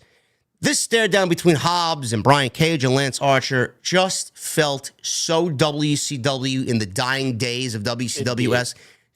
Please tell me if I'm mistaken, Jesse. I mean, the back and forth, the body language of both Hobbs and Brian Cage, man. I just saw the look all over their face, and it was like, what the fuck are we doing out here, man? I just want to have something important happen for us. This was so fucking dead. I don't know who's interested in this, honestly. Yeah, I referenced it earlier. You know, it's just the look on their faces, the confusion, and like, what is this? That's how we were. That they just like our Brian Cage and Hobbs, like, what's up with that? Like, what's up with that? Us too. What's up with all of this? What the fuck is all of this? This makes no sense. I have no idea how this match came to be. It's not even like, oh, well, it made no sense coming into it, but now that you see it together, it kind of pans out. It makes sense. No, it made no sense coming into it, and it made no sense coming out of it. It made zero sense all around. I still don't know why it's happening. I still don't know why Hologram and Hobbs are friends. They have names that begins with H. Is that it? Yeah. The H boys? Yeah. No idea. Just random fucking random name generator that Tony Khan used to book this show tonight. Absolute fucking waste of everybody's time. But he'll go on social media and say, what a great Lucha showcase this was. Great. Who gave a shit? Does TBS care? Does Max care? Can't wait to see those ratings come in tomorrow. What an awful fucking show. Alicia Atut interviewed the Hurt Syndicate, who asked whose asses they need to beat next. Pause. MVP said, that's what he loves about Shelton Benjamin and Bobby Lashley. No one works harder than the Hurt Syndicate, which means no one should play harder than they do. Lashley wants to go to the gym. MVP wants them to take a week off. Don't need to come to TV. This was all taped on Sunday, by the way. Enjoy your break. MVP said they want to fight more and do what they do better than anyone else, and that is hurt people. They ain't losing those tag team titles then, now, and forever, folks. Maybe when the Young Bucks come back and they decide to take back their fucking company. Until then, nobody's beating Bobby Lashley and Shelton Benjamin. We got a video package here with the Hollywood ending. Hollywood ending here with Mariah May and Tony Storm. Great showcase video package this was, highlighting the entire feud with some nice music and highlights over it. Really good stuff. Nigel McGuinness saying that this was a cinematic masterpiece, was a great addition to the overall vibe of this video package. Excellent stuff there. But it's Toni Storm, so that goes without saying. Who we get to hear from. Timeless Toni Storm addresses the AEW women's roster. She's out there, center stage, on the microphone, with stitches in her lip, staples in her head, and glass in her ass. Storm stands before you to say, this tramp is still the champ. Revolution was her Hollywood ending, as a chunk of her heart is now gone forever, but looking at the AEW women's title, it was well worth it. It's time for a new beginning. It's her honor to be the women's world champion because this is the most talented locker room in all of professional wrestling. There are so many champions. One is in a bloody briefcase. The other champions are Beth collectors. But when you fight with Storm, it's like visiting the zoo. She bleeds like a pig, licks like a giraffe, and she will eat you like a lion.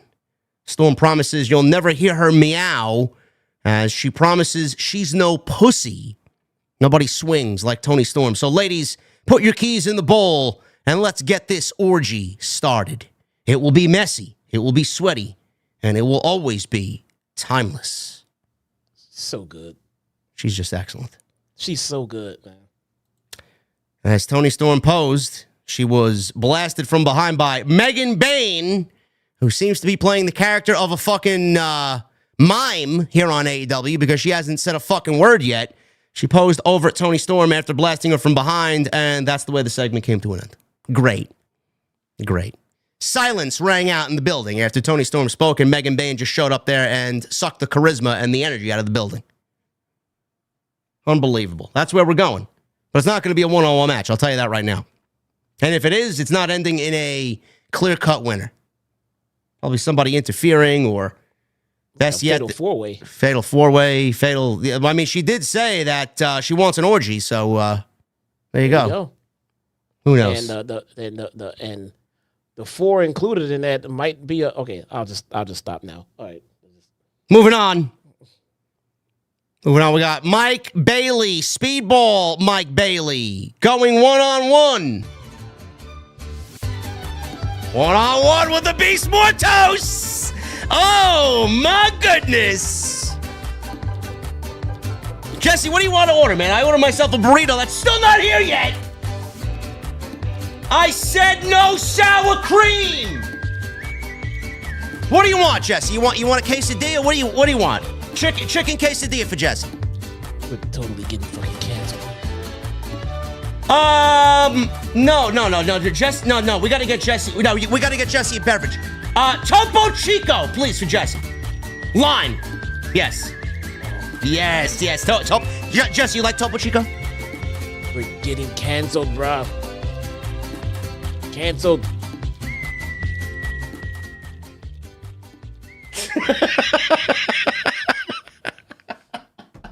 I like that music. It's great music, man. It's great fucking music, man. It's fucking hilarious. Man, the ratings are gonna go through the roof with Speedball Mike Bailey out here, man. I don't like talking shit about Mike Bailey, man, because I think Mike Bailey does what Mike Bailey is supposed to do, but Mike Bailey is not what AEW needs right now. I think that's the best way to put this. You know, it's just not what AEW needs. He's a great addition to any company. That's a shoot, bro. If you don't know who Mike Bailey is, go check him out in his TNA stuff. But it's just not what AEW needs right now. He's not. Listen, man, I wish somebody there who signs the paychecks would have foregone signing Mike Bailey and maybe hired some Hollywood fucking writers. Yes. So that we could get some television shows that actually mean something here. I mean, everybody in the community besides us, I think Mike Bailey's great. Fucking unbelievable pro wrestler. Had the privilege and the honor to call a couple of Mike Bailey matches in House of Glory. Fantastic wrestler. He's good, man. He's very good. But I said this about Ricochet. There's 1,000 fucking Ricochets on this roster. Now there's 1,000 Mike Baileys on. What makes Mike Bailey any different than anybody else on this roster? I don't understand it. And my point is, you can look at it one of two ways. I'm not a dummy. Mike Bailey's in this tournament. Now, it's going to be a fatal four-way. We don't really know who's going to win. I guess there's a little bit of unpredictability next week. It's either going to be Ricochet or it's going to be Mike Bailey. Mike Bailey could be in the fatal four-way next week and not really take a pinfall loss, so that would kind of be okay, even though he is just arriving here in AEW. I could see Ricochet go out there and wrestle Kenny Omega at Dynasty. I could see Mike Bailey do the international title match against Kenny Omega. The thing is, if it is Mike Bailey, Jesse, how smart is it to put him in a match that is very predictable as a loser so quickly into his AEW debut against Kenny Omega? And when we all know Kenny Omega is going to wrestle Okada as the international champion going into Texas at All In. Like I said, you could look at it one of two ways. It's a great match for Mike Bailey, and his star is going to be a little bit bigger because he's in the match with Kenny Omega. Or you could look at it as, well, he shouldn't be there because he just got here. Why is he already taking a loss? You want to preserve him and make him special, so why are we already having his third match be a loss? So I don't understand it. You know what would make it a little unpredictable, a little interesting, and something we didn't see coming, and maybe something we can work with? Speedball Mike Bailey, turn him heel right now. Right fucking now. Right off the rip.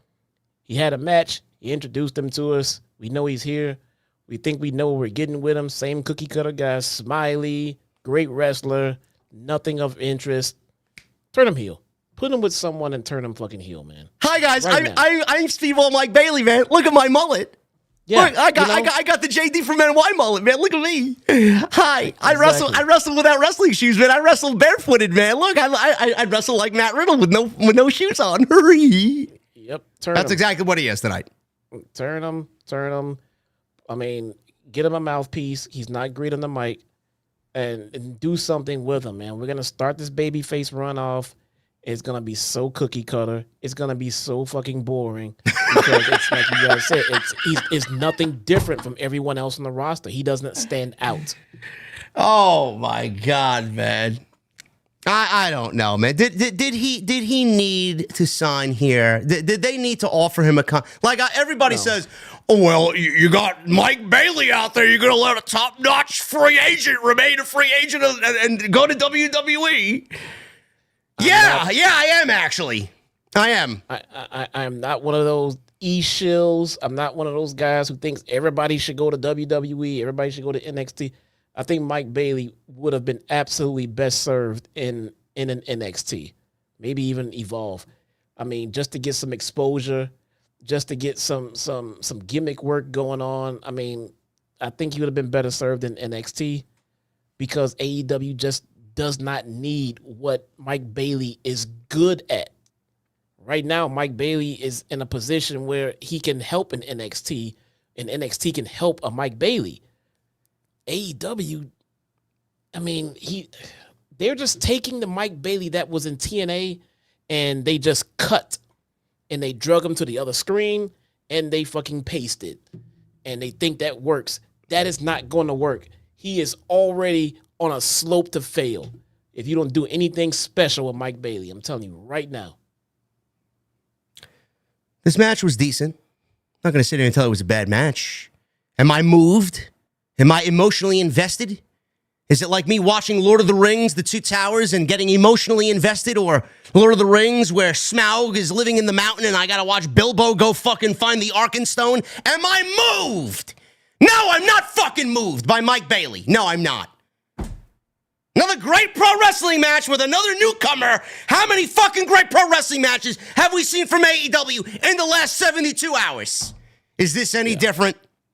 Please explain this to me, Tony. Is this any different? What is so great? What is so monumental? What is so can't miss from this debut, from this match that we didn't get to see on Sunday night, and AEW that existed without Mike Bailey? Yeah. Might as well put a mask on him. Put him out there with the rest of your fucking luchadors, bro. Fucking ridiculous. Beast Mortos is simply out there to put everybody else over. How many wins has the Beast Mortos had in the last 12 months? One? Oh, you get your site for that. What is that? Cage match. Should we look it up? We should. When was the last time Beast Mortos won? Actually, you know what? We'll ask Grok. Let's ask Grok. Grok, when was the last time 13 the Beast Mortos won a singles match in AEW? See what Grok says. Grok is always 13 and 27.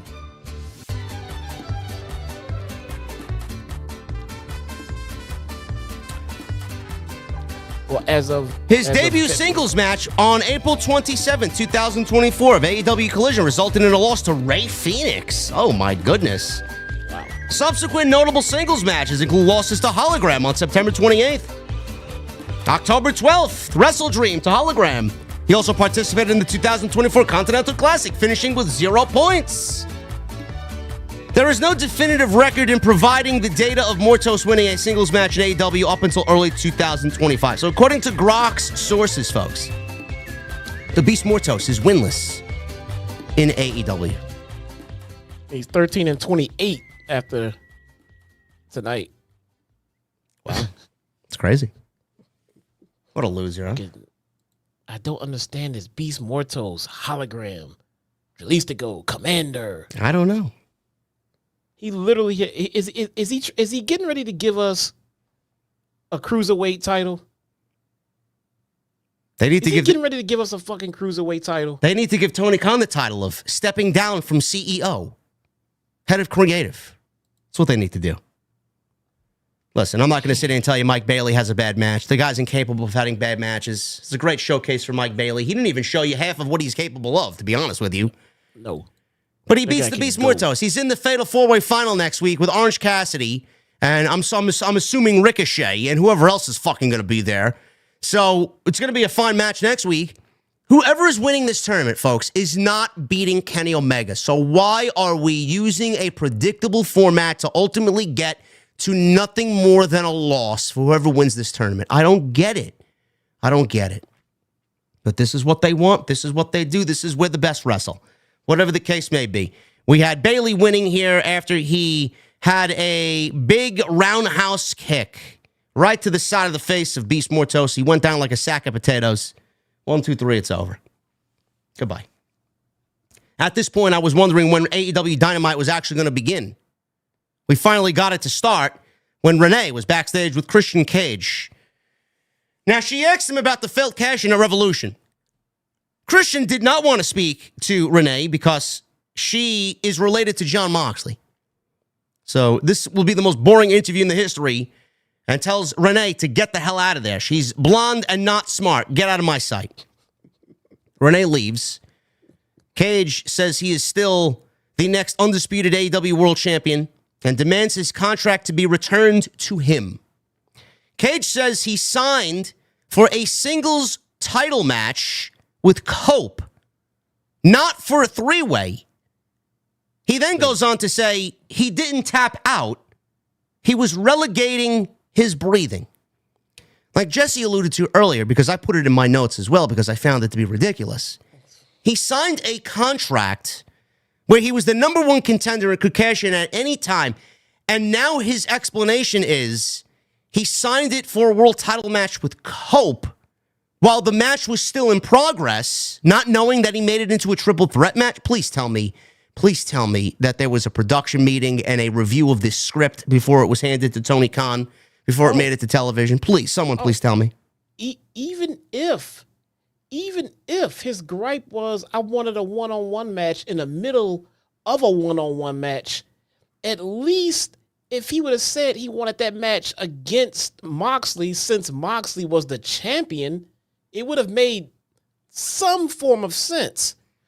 He wanted the referee to stop the current one-on-one title match and give him a one-on-one title match with the guy who is not even the fucking champion. You have to be kidding me. I can't sit and watch this shit and suspend my disbeliefs. This is not even a heel fucking doing heel things. This is just fucking the writing team being a bunch of fucking retards, honestly. And I'm going to use that word in this context. Every single fuck of them, every single one of them is fucking retarded. Every single one of them. Quote me. Clip it. I don't give a fuck. This shit is so fucking stupid that you're insulting our intelligence. That's how fucking angry this shit makes me. How do you fucking get the balls to put that in this fucking promo after what we saw on Sunday night? It is stupid. Christian Cage is one of the best heels. Well, the best heel is someone who believes he's genuinely right in his beliefs. You telling me that Christian Cage thought that it was right for him to cash in his title opportunity against someone who is not even a champion in the middle of a championship match. What? If you need any more proof that this company does not care and that they have people there that are not mindful of what is actually making it to television, this segment is all you need as proof. This segment alone. I could not believe what I was listening to. Who wrote that? And did Christian stop anyone and say, bro, this makes no sense? You want me to go out there and say this? You're going to make me look like a fucking idiot. Ridiculous. Nick Wayne cut him off and said Cage is lying to everyone. And if he stuck to the plan, maybe Cage would be world champion and they all deserve an apology. So out of all the things Christian Cage has done in the years the patriarchy has been together, this is the one thing that he's now angry at. That's what I want to know. Yeah, now he's pissed. Now he's pissed. After all the things that Christian has done, Christian has said to Luchasaurus and to his mother of all fucking people, this is the one thing that gets Nick Wayne angry. So the writing has been all over the wall. I don't know if anyone has noticed it. I know we have. The writing's been all over the wall in AEW that they didn't want to go ahead with Christian Cage as far as a champion because he had zero momentum with that contract. He just popped up here and there in press boxes and sat there. They had nothing progressed with the patriarchy in fucking months. And you could tell that they were just looking the way to get this fucking contract off of him, which is exactly what they did. It made no sense. You gave your inaugural contract zero credibility. The first cash in was a fail. It made no sense. The aftermath of it made no sense. You could tell that they just creatively wanted nothing. I wouldn't be shocked if this contract never happens again in the company. Well, it should never happen again in the company. If this creativity that we saw on Sunday night is the extent of what they came up with, I never want to see something like this concept ever again in AEW. Ever. Yeah. They could have done anything that they wanted with the stipulation that they did and the differences that they made it compared to the Money in the Bank contract that we see in WWE, and they still treated Christian Cage like fucking Baron Corbin, failing a cash-in against Jinder Mahal. It's exactly what they did. Might be the worst cash-in of all time. Honestly. I don't know how. I refuse to believe Christian did not speak up about this. Either Christian did not see it, or he just blatantly does not give a shit, and they don't give a fuck what happens on this show in this company. I don't want to believe Christian how great of a fucking talent he has been for AEW, how great of a character he's been on television. Simply did not see how stupid this sounded. What happened? What happened here? Nick Wayne cut him off. He said what he said. Cage says he's sorry it comes to this. Pushes Nick Wayne as Mother Wayne intervenes. Cage said if she does something, she'll be back working the midnight shift at Waffle House. Cage asked who Nick is to question his tactics. How many world titles has Nick Wayne won? How many world titles has his biological father won? Nick should be thanking Cage that he found him and didn't end up like a coward like his father, who died right in front of his mother's face. Cage says he'll be AEW World Champion if it's the last thing he ever does, and says for Nick to keep his mouth shut and ride his coattails, or it'll be the last thing he ever does. Cage walks off. Kip Sabian was left just wondering what the fuck just happened, and that was the way the segment came to a close. So the patriarchy looks to be no more here, and out of everything, like I mentioned, Nick Wayne now finds a problem. Out of everything Christian has done over the last couple of years, this to be the straw that broke the proverbial camel's back in the patriarchy. I don't know where this is going, but it seemingly looks like that Christian is going to be split away from the patriarchy. Obviously, the play is here. Christian, Copeland getting back together. Who do they go up against? If they do get back together, do they have a one-on-one match? Do they come to a realization, Jesse, that they were fucked by the same guy and that they're going to get together and they're going to tag team again? I don't know where this is going. Honestly, with the sheer stupidity that just came out of this fucking segment, I don't even give a shit, honestly, where it goes. We're already off to the wrong fucking foot. I'm trying to figure out how they're gonna get Christian Cage and Edge together. I don't know. I'm guessing we looking at a heel turn. I mean, I don't want to see a babyface fucking Christian Cage. So Nick Wayne has been such an irrelevant character on the show. Now you want to put him in a position where I should feel sympathy for him. This should have been something that you've been building up for weeks and months to come to this type of blow-off. Imagine you miss weeks and months of television by doing what you needed to do to get to this point, and you want to go right to the point. You want to go right to the fucking split. Everything that mattered, you left off TV. Now you're going to give me the split and ask me to care about it. No, this was bad. The pairing was good. I think they should stay together. I don't think Nick Wayne has benefited from this pairing as of yet. I mean, like I just said, they stopped doing anything with the patriarch. We were just in limbo, waiting to get rid of that contract.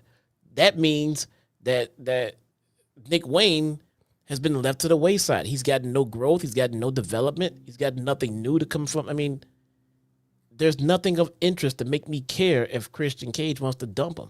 Luchasaurus comes back, teams up with Nick Wayne. Both of those guys need mouthpieces. What is the plan? The pairing with Christian Cage was great, but you fumbled it, and Nick Wayne didn't really get the benefit from it. Hook is over here with fucking Joe doing well. Hook is benefiting from it. They're doing things with them. They dropped the ball. I think they failed Nick Wayne with Christian Cage. They just stopped doing shit with him. Whenever they did shit with them, Christian Cage was phenomenal. He was great. I loved seeing them. I loved the pairing. I loved them as a tag team. It was great. But they just stopped doing shit with them. Why? I don't know. This company is so fucking clueless that it is sad to see where we came from and where we are now. I can't get behind anything that's been done here. This is just awful. How are you gonna have Nick Wayne all of a sudden now tease a split from Christian Cage and get all angry now at Christian Cage after you left this kid off of television to do nothing as far as character work and give his side of the story and make me care about him as a character to lead up until this point? You know how fucking stupid that all sounds? Yet that I got people on social media. Yeah, then you got people, JD hates wrestling. Jesse hates pro wrestling. They're not fans of AEW. No, this shit sucks. And someone needs to say it because nobody else will. Lexi Nair was outside MJF's locker room following his loss to Hangman at Revolution, who nobody's talking about, which is quite sad after what I said about the feud being the most important feud in the company. Nobody gives a fuck about it after Revolution. He was telling himself in the mirror that he's a fraud before smashing the mirror and screaming for Lexi to get out, which leads us to, in real life, in real time here, MJF is in the ring cutting a promo. He's actually in the building tonight. He's not on a video promo or a vignette. He said he has a splitting headache. His hand, his body hurts. But what hurts the most is he, along with all the schmucks at home and in the arena, knows he had that match won on Sunday. The cowardly cowboy decided for a cheap shot like he did in 2019. Fans are chanting for Adam Page, but he's not upset.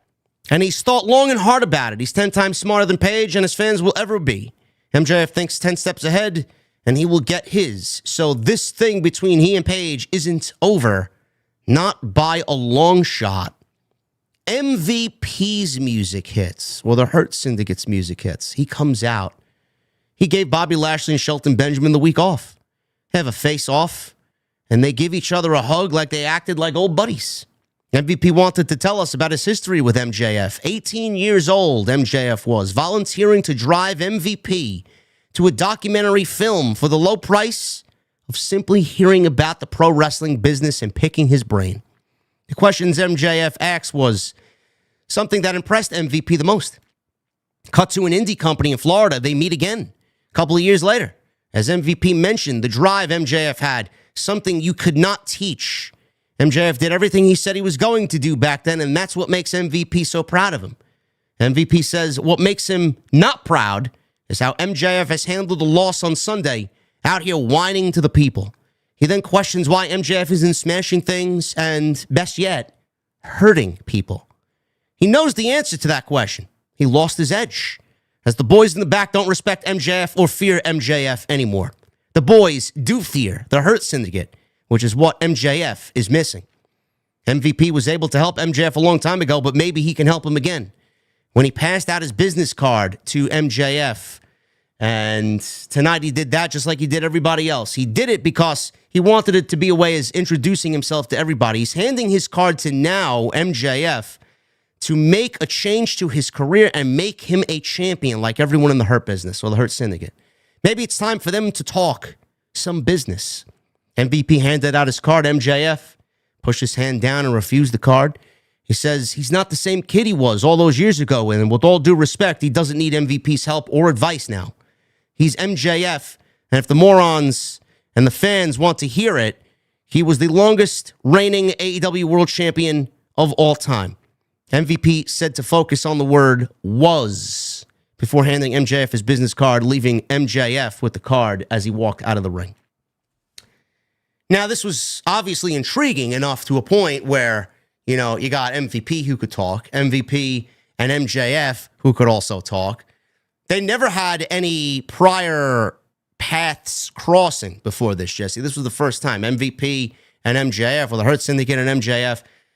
Where do you think this is going? Because this is something that seemingly is now being born on this show, and I'm assuming is going to play into the fact that MJF is going to get his win back over Hangman, but when and where is the question. How do you feel about this segment and them aligning the Hurt Business potentially with MJF? So I'm not sure what I think about this. I don't know where they're going with it.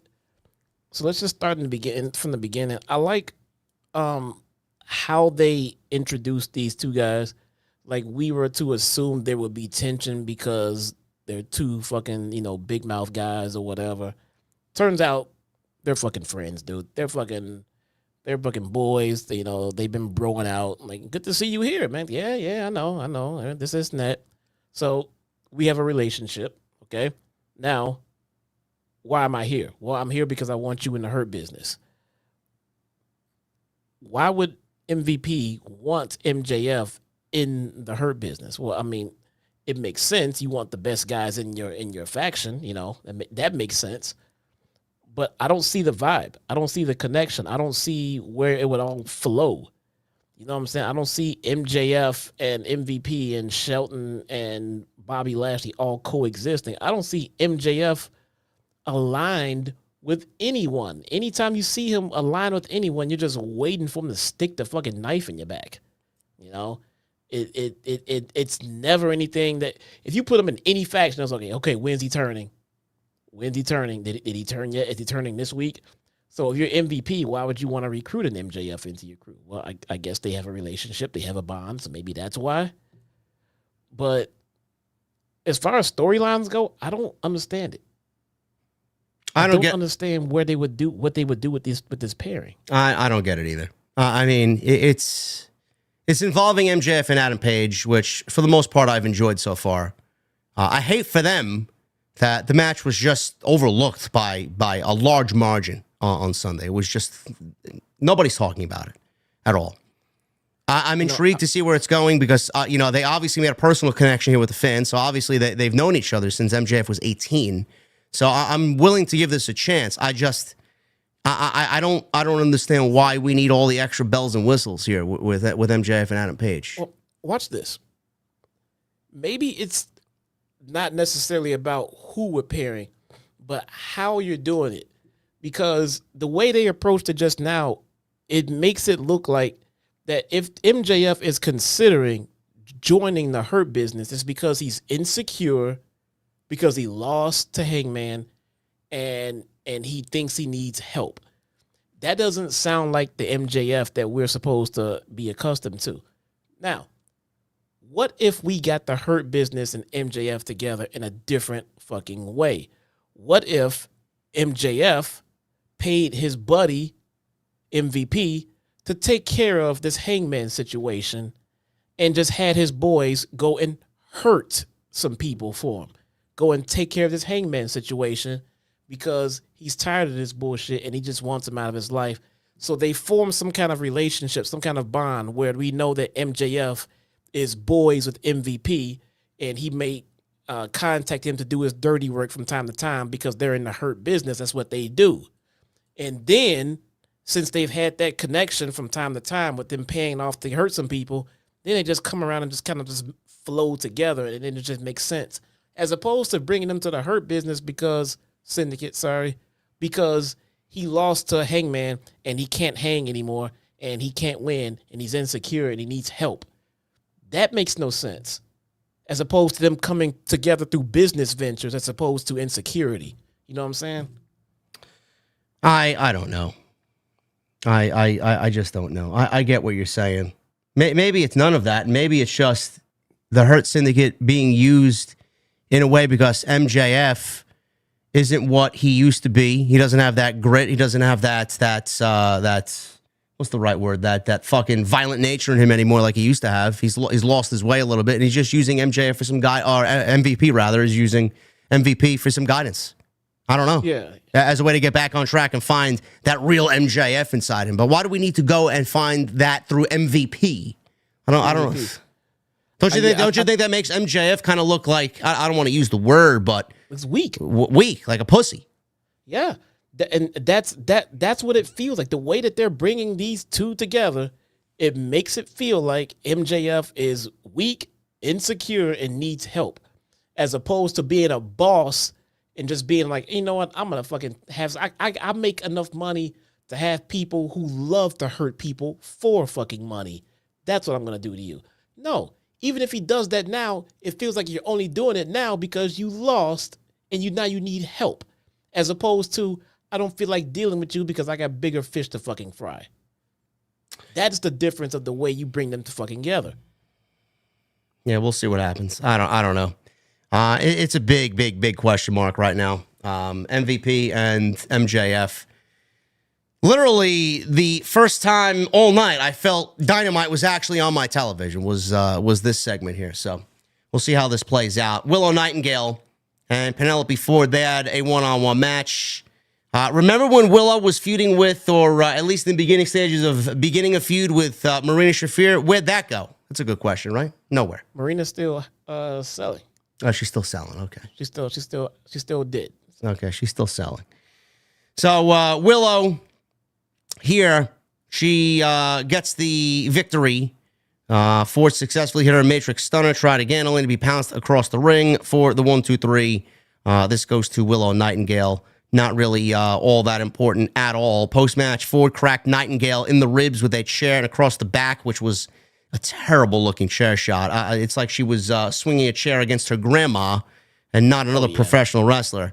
And kept the attack going until Statlander ran down. Ford tried a chair shot on Stat, but Stat ducked it, hit a drop kick, sending the chair into Ford's face. This was sloppy as fuck. Statlander helped Nightingale up, who didn't realize who it was, initially shoving Statlander away. Two ladies stared at each other until Megan Bain hit the ring and hit a double clothesline on both before laying Statlander out with the F5 to stand tall in the segment.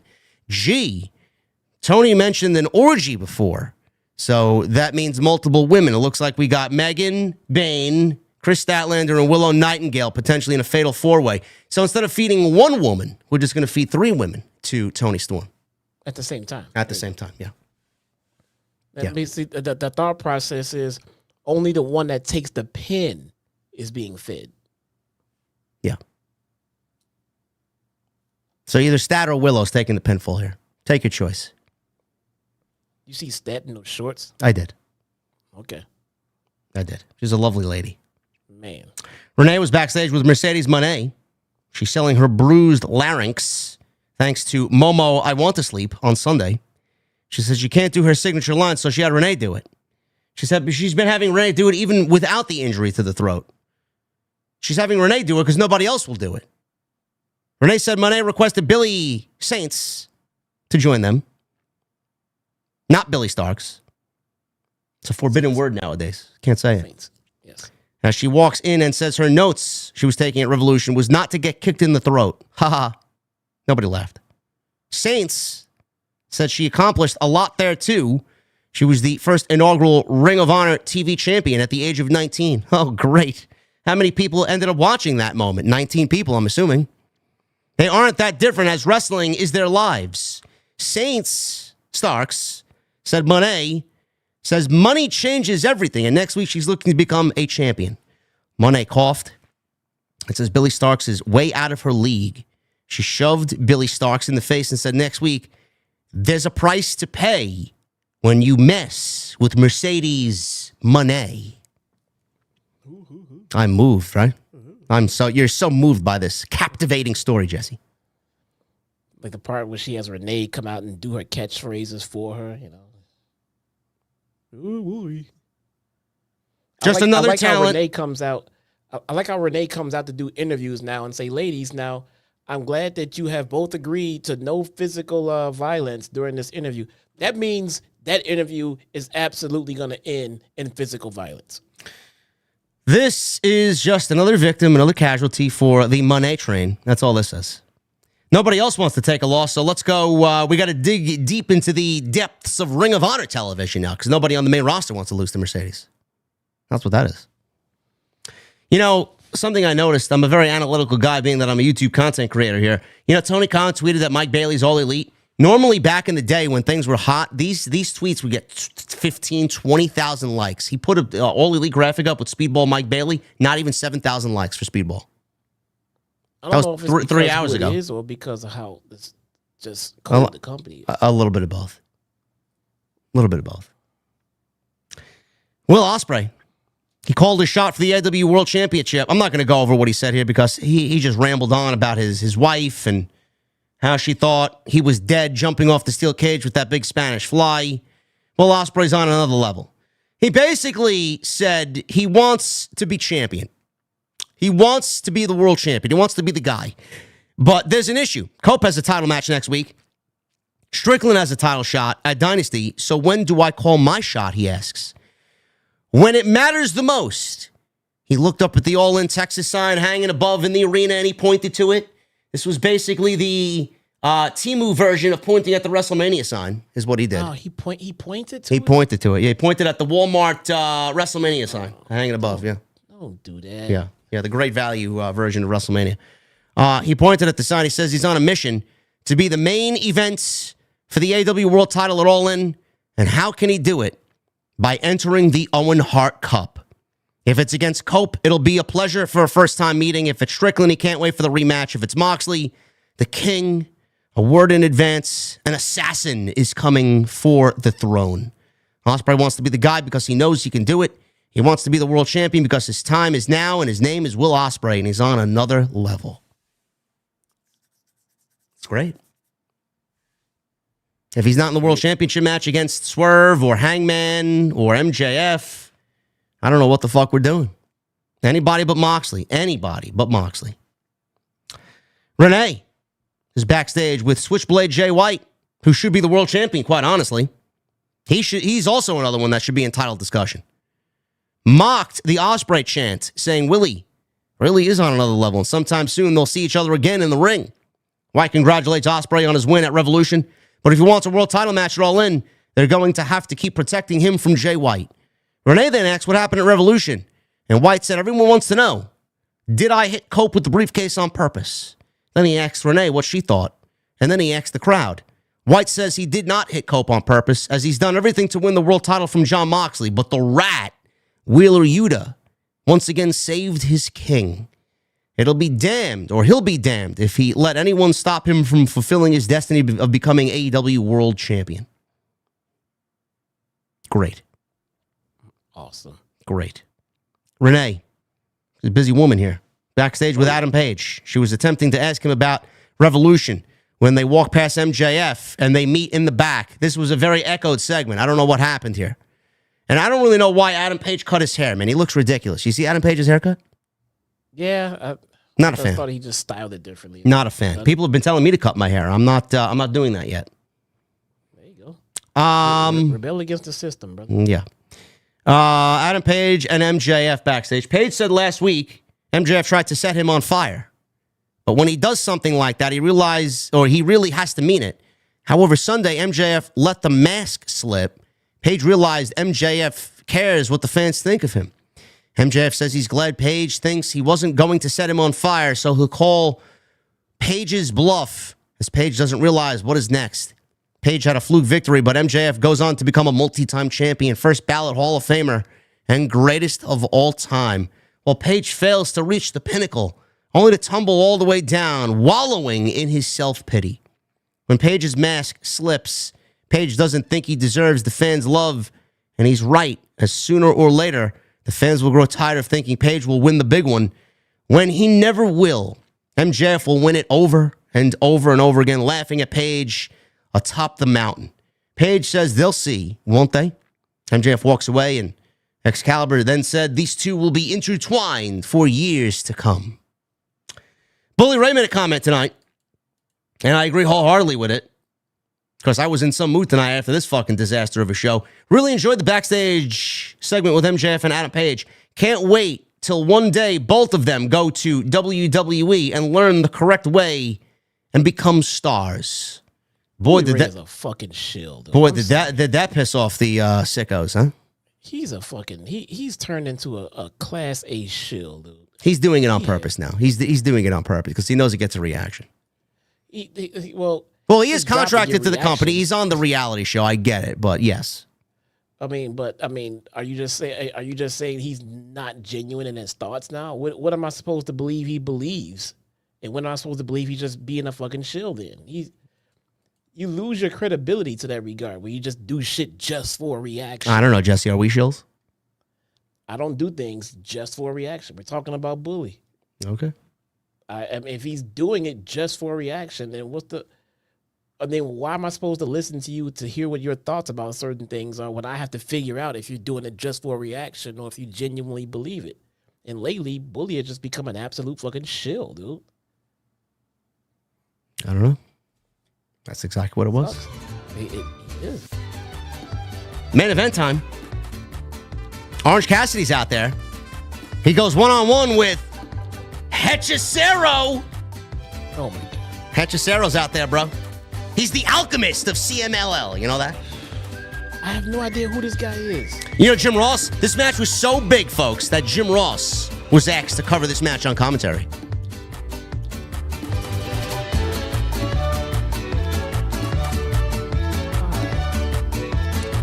The Topo Chico. Jesse's thirsty. Jesse, they're all out of Topo Chico, bro. What do you want? You want a Mexican Coke? We're canceled. I mean, at this point, You yeah. want those Mexican Cokes, bro? They're good. They got him. He's got one left. You want it? The horchatas? Yeah. He's one of those. Yeah. You want churro? They got churros. You got churros. Yeah, we have to have dessert. We're already canceled. I'm just gonna churros, man. They got churros. They're homemade. You want some? Churros. Yeah. You love churros, right, bro? The Horritos. Nah, it's too sweet. That's too sweet. Too sweet. Yeah, I don't do sweets like that, man. I'm not a sweets guy. Mountain Dew Baja Blast. Come on, bro. That's not a part of the menu. Come on now. Who drinks that garbage? I don't drink pop, man. And Dynamite went off the air, bro. That was it. Oh, goodbye, good night, bang. Fuck off. I enjoyed myself. Yes. There we go. There you go. I felt sports entertained. There you go. Oh, but JD, you didn't cover the Hechicero match. I mean, he's such a great wrestler. Oh, yeah? You're lucky I'm here for as long as I am. Fuck out of here. Fucking Hechicero. I didn't cover the main event of Collision. Jesus Christ. Thank you guys for all the support, man. We got 3,800 people in here on a fucking Wednesday night, man. If we ain't fucking killing it, I don't know who is. Holy shit. Tune into my channel, because maybe tomorrow, I think I'm trying to get to it tomorrow. I want to look into this Oba Femi guy. I have never watched an Oba Femi match. Oba's a beast? I want to find that out for myself. So I put somewhat of a poll up on my page on Twitter and ask people which match I should look at. Seems like everyone is pretty much saying the triple threat match with Dijak. Yeah. And whoever else it was. Solid Monster is off the air already. You can see what he thought of the show. His title for his review was we got an episode of Collision disguised as Dynamite. So I'm gonna check out an Oba Femi match, man. I'm gonna check it out. I'm gonna objectively see what this guy does, bell to bell, and see. I'll tell you right now, man. Oba is him. All right. He is him. Oba's great. Can't wait. You know who else is great? You know who else was on that show, bro? The lovely and beautiful and gorgeous. And I'd be happy to make her my latte anytime. Stephanie Vaquer. Yeah. There you go, man. She's a coffee nerd. She's no stat, but yeah. Oh, she's stat and some, bro. Stephanie is over. Yeah. You know, you guys are all that too, man. I appreciate you guys very much, man. Without you guys, I'm not doing what I'm doing as a full-time content creator. We are fucking grateful for you guys. Absolutely. The numbers that we're doing for AEW, man, you know, it's funny that the fan base hates us so much, hates me so much, but we did nearly 60,000 views for Revolution. That's mixed with just X and YouTube numbers. And tonight we did almost 4,000 people. So I don't know what's going on out there, but there is clear disgust by a lot of people. Clear. And our haters, Jesse, they're our biggest fans because I know they're watching. Of course, they have to. They have to know what they hate. Yeah. You know, I mean, I was in the thread with Jose the assistant, and he mentioned your haters. I'm like, you talking about, man? The haters watch us more than anyone else. Yeah. They love watching. Yeah. Have to. Follow us on social media, guys. You guys know the deal there. Hit that subscribe button. Super chats are open. Let's get them on in. I'm going to read through these, and then I'm going to hop on some Destiny for the rest of the night until I get sleepy and go to bed. David Thiering. Shout out to my guy Triple M and this guy over here, man. I had a great Destiny day. We got the Lotus Eater today. I got a god roll of that. And we got the Finalities Augur from the dungeon tonight. So Fortune has smiled upon detail. I know. It's fucking great. David Thiering with a $5 super chat. Hey, JD, regarding Mondays. Regarding Monday, always a pleasure to help add to your Lucha Mask collection and break the IWC minds while doing so. LOL. David, I appreciate you, brother. Fucking David Thiering is on the deed to the venue. He also says, follow up from TNT, John Moxley, in my opinion, owns the island of irrelevancy because no one likes the Death Riders. Have a great stream tonight, guys. Thank you, David. Thank you for showing up, brother. Michael Krause with a $2 super chat. Good Wednesday, JD and Jesse. OTS, let's go. Yeah. Appreciate you, Michael Krause. Thank you. Joey Taylor with a 5. Why is TK doing a rematch next week in a street fight match between Mox and Copeland? Those two don't want to do business and put the other guy over. Because Tony Khan is a complete... What's the nicest way to put it, Jesse? He is absolutely tone deaf and he doesn't know how to read the room. He's an absolute wrestling fan. There you go. Joey Taylor, thank you, brother. Michelle Moran with a $2 super chat. Any bets Swerve gets screwed by the Hurt Syndicate? Does he? Why would he get screwed? He hasn't had anything to do with the Hurt Syndicate in months. Why would they go back to that out of nowhere? That would be stupid. He's not that good. He's got the look. That's about it. Like Jade. He better step up because Moose will be his best test to date. Moose will have to slow the match down for him, I'm afraid. He's better than King. I'll give him that. It sucks. Who said that? One of my followers on Twitter said that about Oberfit. All right. Well, you're going to make your own judgment. You're a smart guy.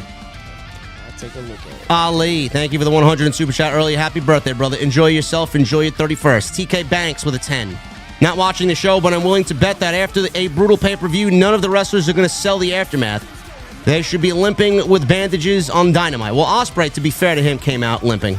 Exactly. And he came out with bandages. And Tony, she came out there expressing herself about how many stitches she had. So, best in the world, Matt. That is false. Yes.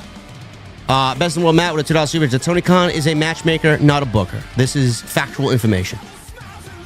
Michelle Moran with a $2 super chat. Even MJF couldn't save this shit show. I need Major League Baseball.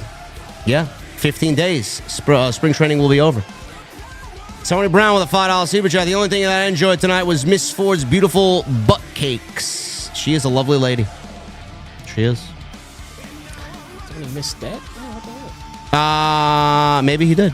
Big Blue Boss with a $5 super chat. I've never seen someone wrestle with less energy than Penelope Ford did tonight.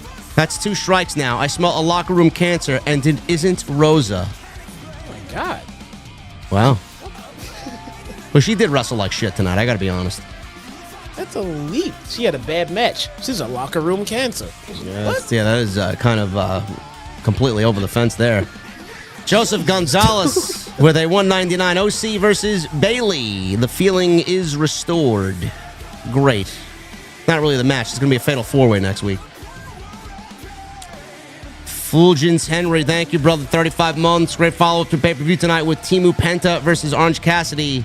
0 ratings. Yeah. Yeah, that's exactly what's happening.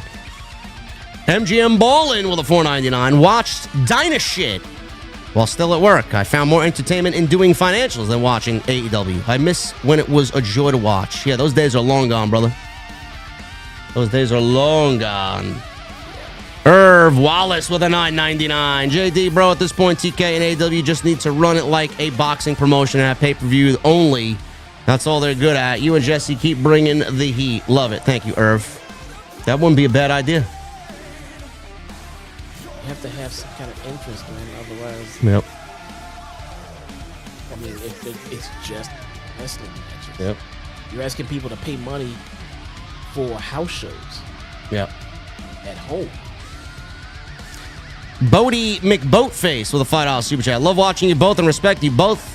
Looks like Collision isn't the only show you're watching, so I don't have to. Yeah, imagine Dynamite's become that now. It's unbelievable.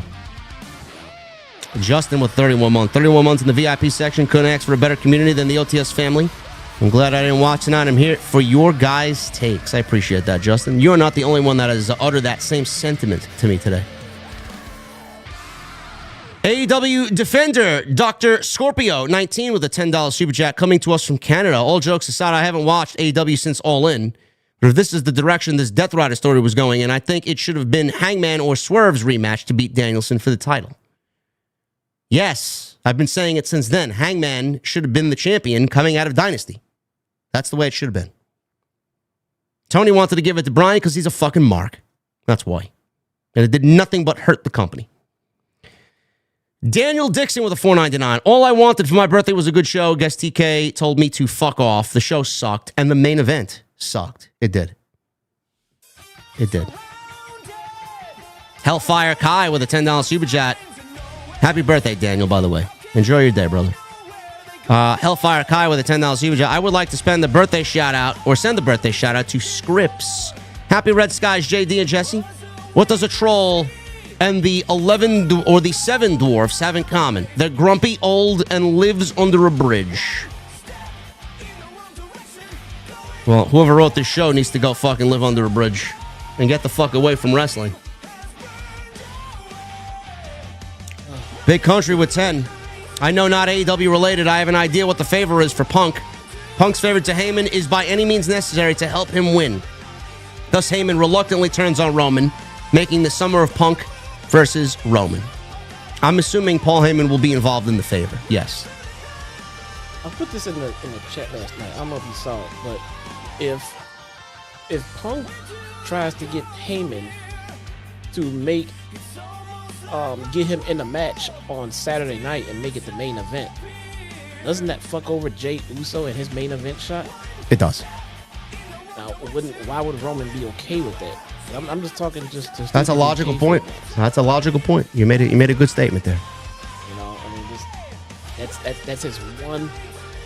I'm under the assumption Jey Uso will never, ever have another opportunity to main event WrestleMania again, and to have it bumped so that Punk can call in a favor seems like some harsh shit, and that Roman should be standing up for that.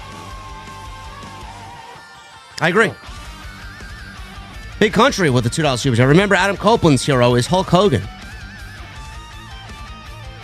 Beast Comatose with the $2.79. AEW is like Jey Uso's fade. No transition. Oh, okay. Triple M with a 20. What's up, brother? Thank you for earlier, man. Couldn't have done it without you. Jesse, if you decided to play Destiny during AEW, sounds like you made the right choice. JD, you're getting Icebreaker this week, too. Have a good night.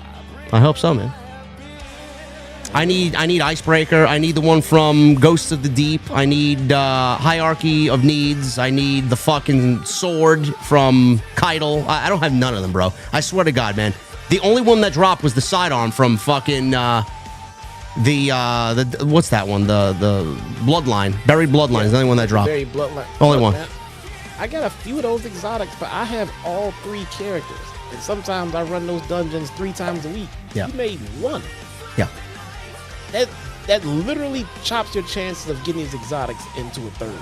I know. I put so much into one character, I can't even think about doing 2 other characters. You would be surprised how much more fun you'll have in the game. I mean, it's just Probably. it's just fun, and it's just. I listen. If I have any time, man, I'm gonna work on a Titan character. Okay. Shit, man, fun. Beast Comatose, thank you, brother. Triple M, thank you, bro. Big Country, y'all wonder the Bucks where they are. Where's Wardlow? Praying for his AEW release. That's where he is. Anthony Carroll, the 5. I gave up on this trash and went to Splatoon 3. This guy gave up on AEW that he went to go play Nintendo Switch. God. Boss Mo Jackson with a 199. OTS for life. Name your top 3 least favorite stars in AEW. Tony Khan, Will Washington, and whoever else is underneath them as head of creative. Tony Khan. Tony Khan. Joey. Tony Khan. Yeah. I refuse to put any talent on there as being a problem in the company. I refuse to. We got Joey Taylor with a $5 super chat. RJ City's the other one, number 3. RJ is booking the Death Riders, and he was responsible for Tony and Mariah's storyline. Willie Boy, Hangman, and Strickland, because Strickland is his cousin. Says who? I don't know. I guess Joey Taylor knows. Yeah, I mean, says who? I guess Joey Taylor knows something we don't. Boss Mo Jackson with a 199. Jesse's sentiments on AEW were 100%. No lies. Lazy Girl with a $8.99 from New Zealand, mate. Super chat for you lads for manning up and doing a review for this terrible, fucking, horrible show.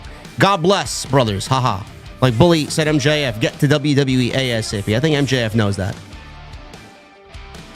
Wrestle with Deep Thought with a $10 super chat coming to us from Australia. We got a lot of Australian fans. JD, do you think Russo could book AEW? Yes, I do. Anything is better than this shit. Maybe Young Gravy can win the AEW championship. Maybe. I'd rather Young Gravy than fucking Jon Moxley.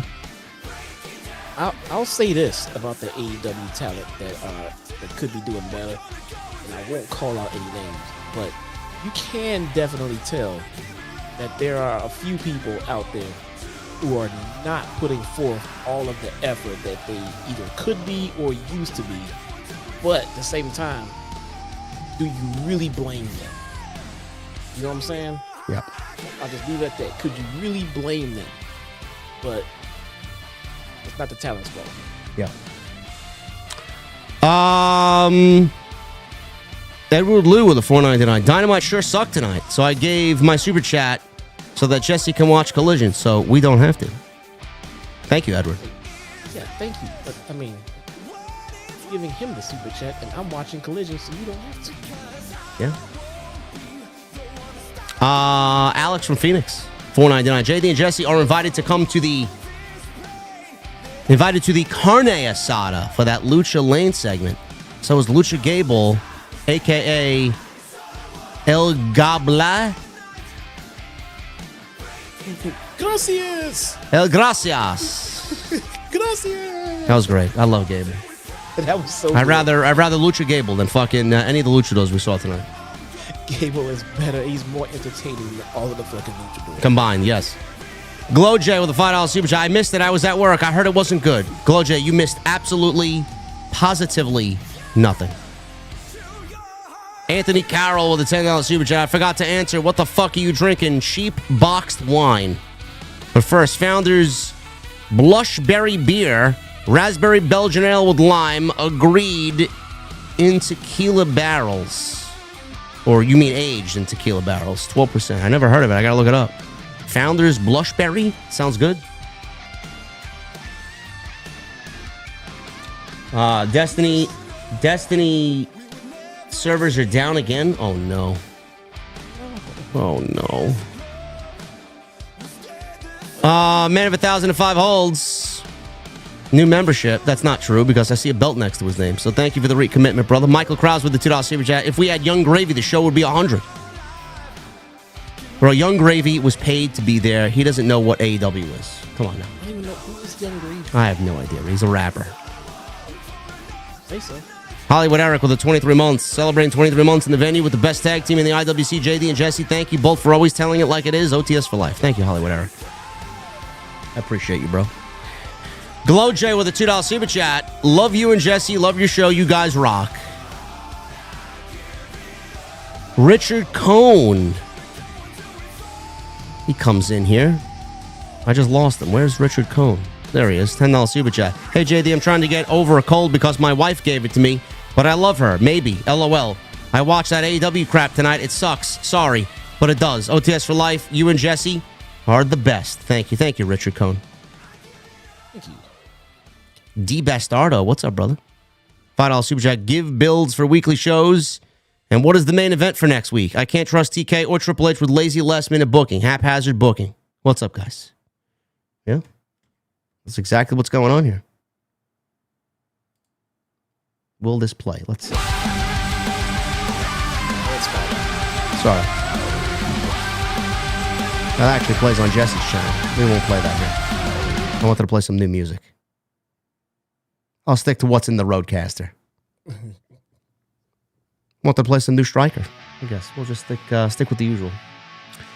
Ashton Chevrolet with a $5 super chat. People say Ricochet is the man charisma forgot, and then you meet Mike Bailey.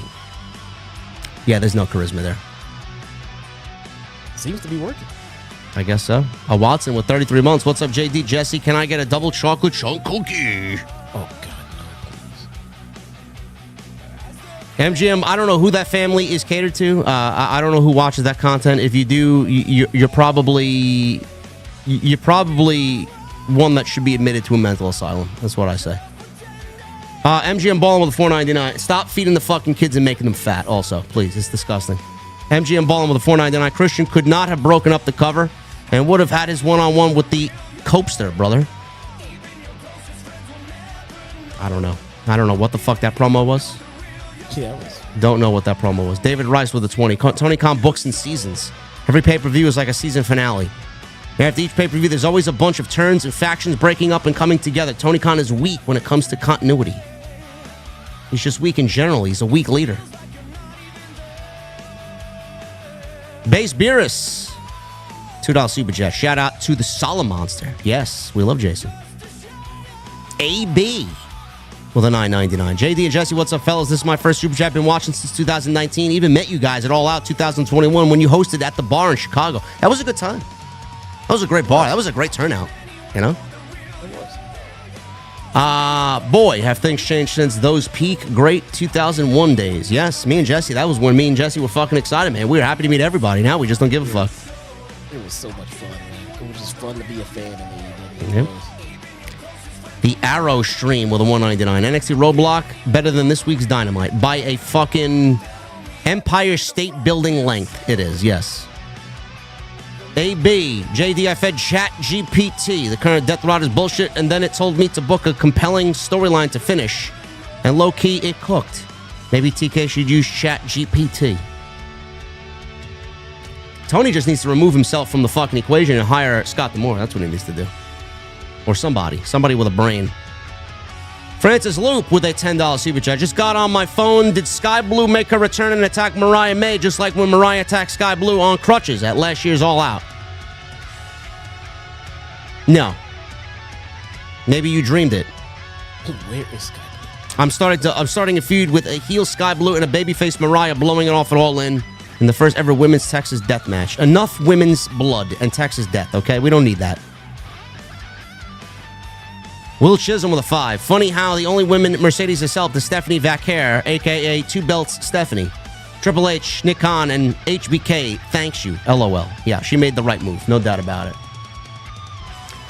The Data and Boys podcast with a $1.99. He says, I was there live, and it was fucking putrid. Brother, I'm sorry to hear that. We felt it at home. That's a word to use. Putrid. Christopher Holloway with a $1.99. Jay has main evented Mania 31 night 1. He did. I said again. JJ with a $2 super chat. Is Take a Shitta not heel anymore after tonight? I have no fucking clue. There was no Don Callis out there. I don't know what the fuck they're doing. You don't gotta be heel or face to come out and squash Max Caster. No, we didn't even go over that. That's how bad the show was. I just completely missed that. Jesse's on Destiny. Look at him. Oh, he's playing Destiny. Look at that. Triple M, Kratos informing that Destiny servers are down. Clearly not. Jesse's on. Yeah, then he said they were down all day. They went down for a few minutes, and they're right back up. We were all on together. Rusty Ragnar with a 40 months. OTS is the best. Tony has chased me off. I'll drop in here and there. A lot of people have dropped off, brother. Mark of Cain with a 10. TK might have killed the Bucks vision, and Bucks can't go to WWE. Punk should keep them out. They deserve it. Yeah, they're done. After this, they're done. They took the biggest paycheck that they'll ever sign, and they are finished after this. They'll go back to Japan. Bill Voss with a 5. What's the bet? John Moxley's refusing to drop the title to All In because he thinks the Death Riders is so important. Very high and very likely. Big Country with a 5. Another mystery. Where is Mr. 9 to 5? Will he make a return in 2K25? The answer is no. I'm not spending $100 on a fucking video game that they constantly release every year, and nothing has changed. You guys want content? There are creators out there catering to fucking children playing that game. Go watch them. Francis Luke with a 5. So Julia Hart is both 1-1 with Jamie Hayter and Queen Aminata. I guess Julia needs 2 blow-off matches. Sky Blue and Mariah is continuity. Brother, I don't know what you're drinking tonight, but it is potent. And he says also with a 5. So Julia Hart is both 1-1 with Jamie Hayter and Queen Aminata. I get like he's so drunk he gave me the same super chat twice. Appreciate you. Appreciate you, brother. Thank you for stopping by, Francis Luke. We're getting out of here, guys. I am about to join the Destiny Tower with all the other no-lifers on a Wednesday night. Thank you guys very much for all your support. Jesse, anything you want to add before we get out of here? Nope. Go subscribe to the channel, please.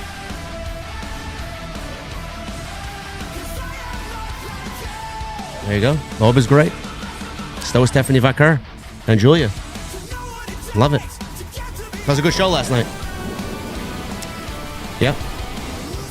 Thank you guys for a great stream, man. 38. What happened? You could, yeah. I'm not.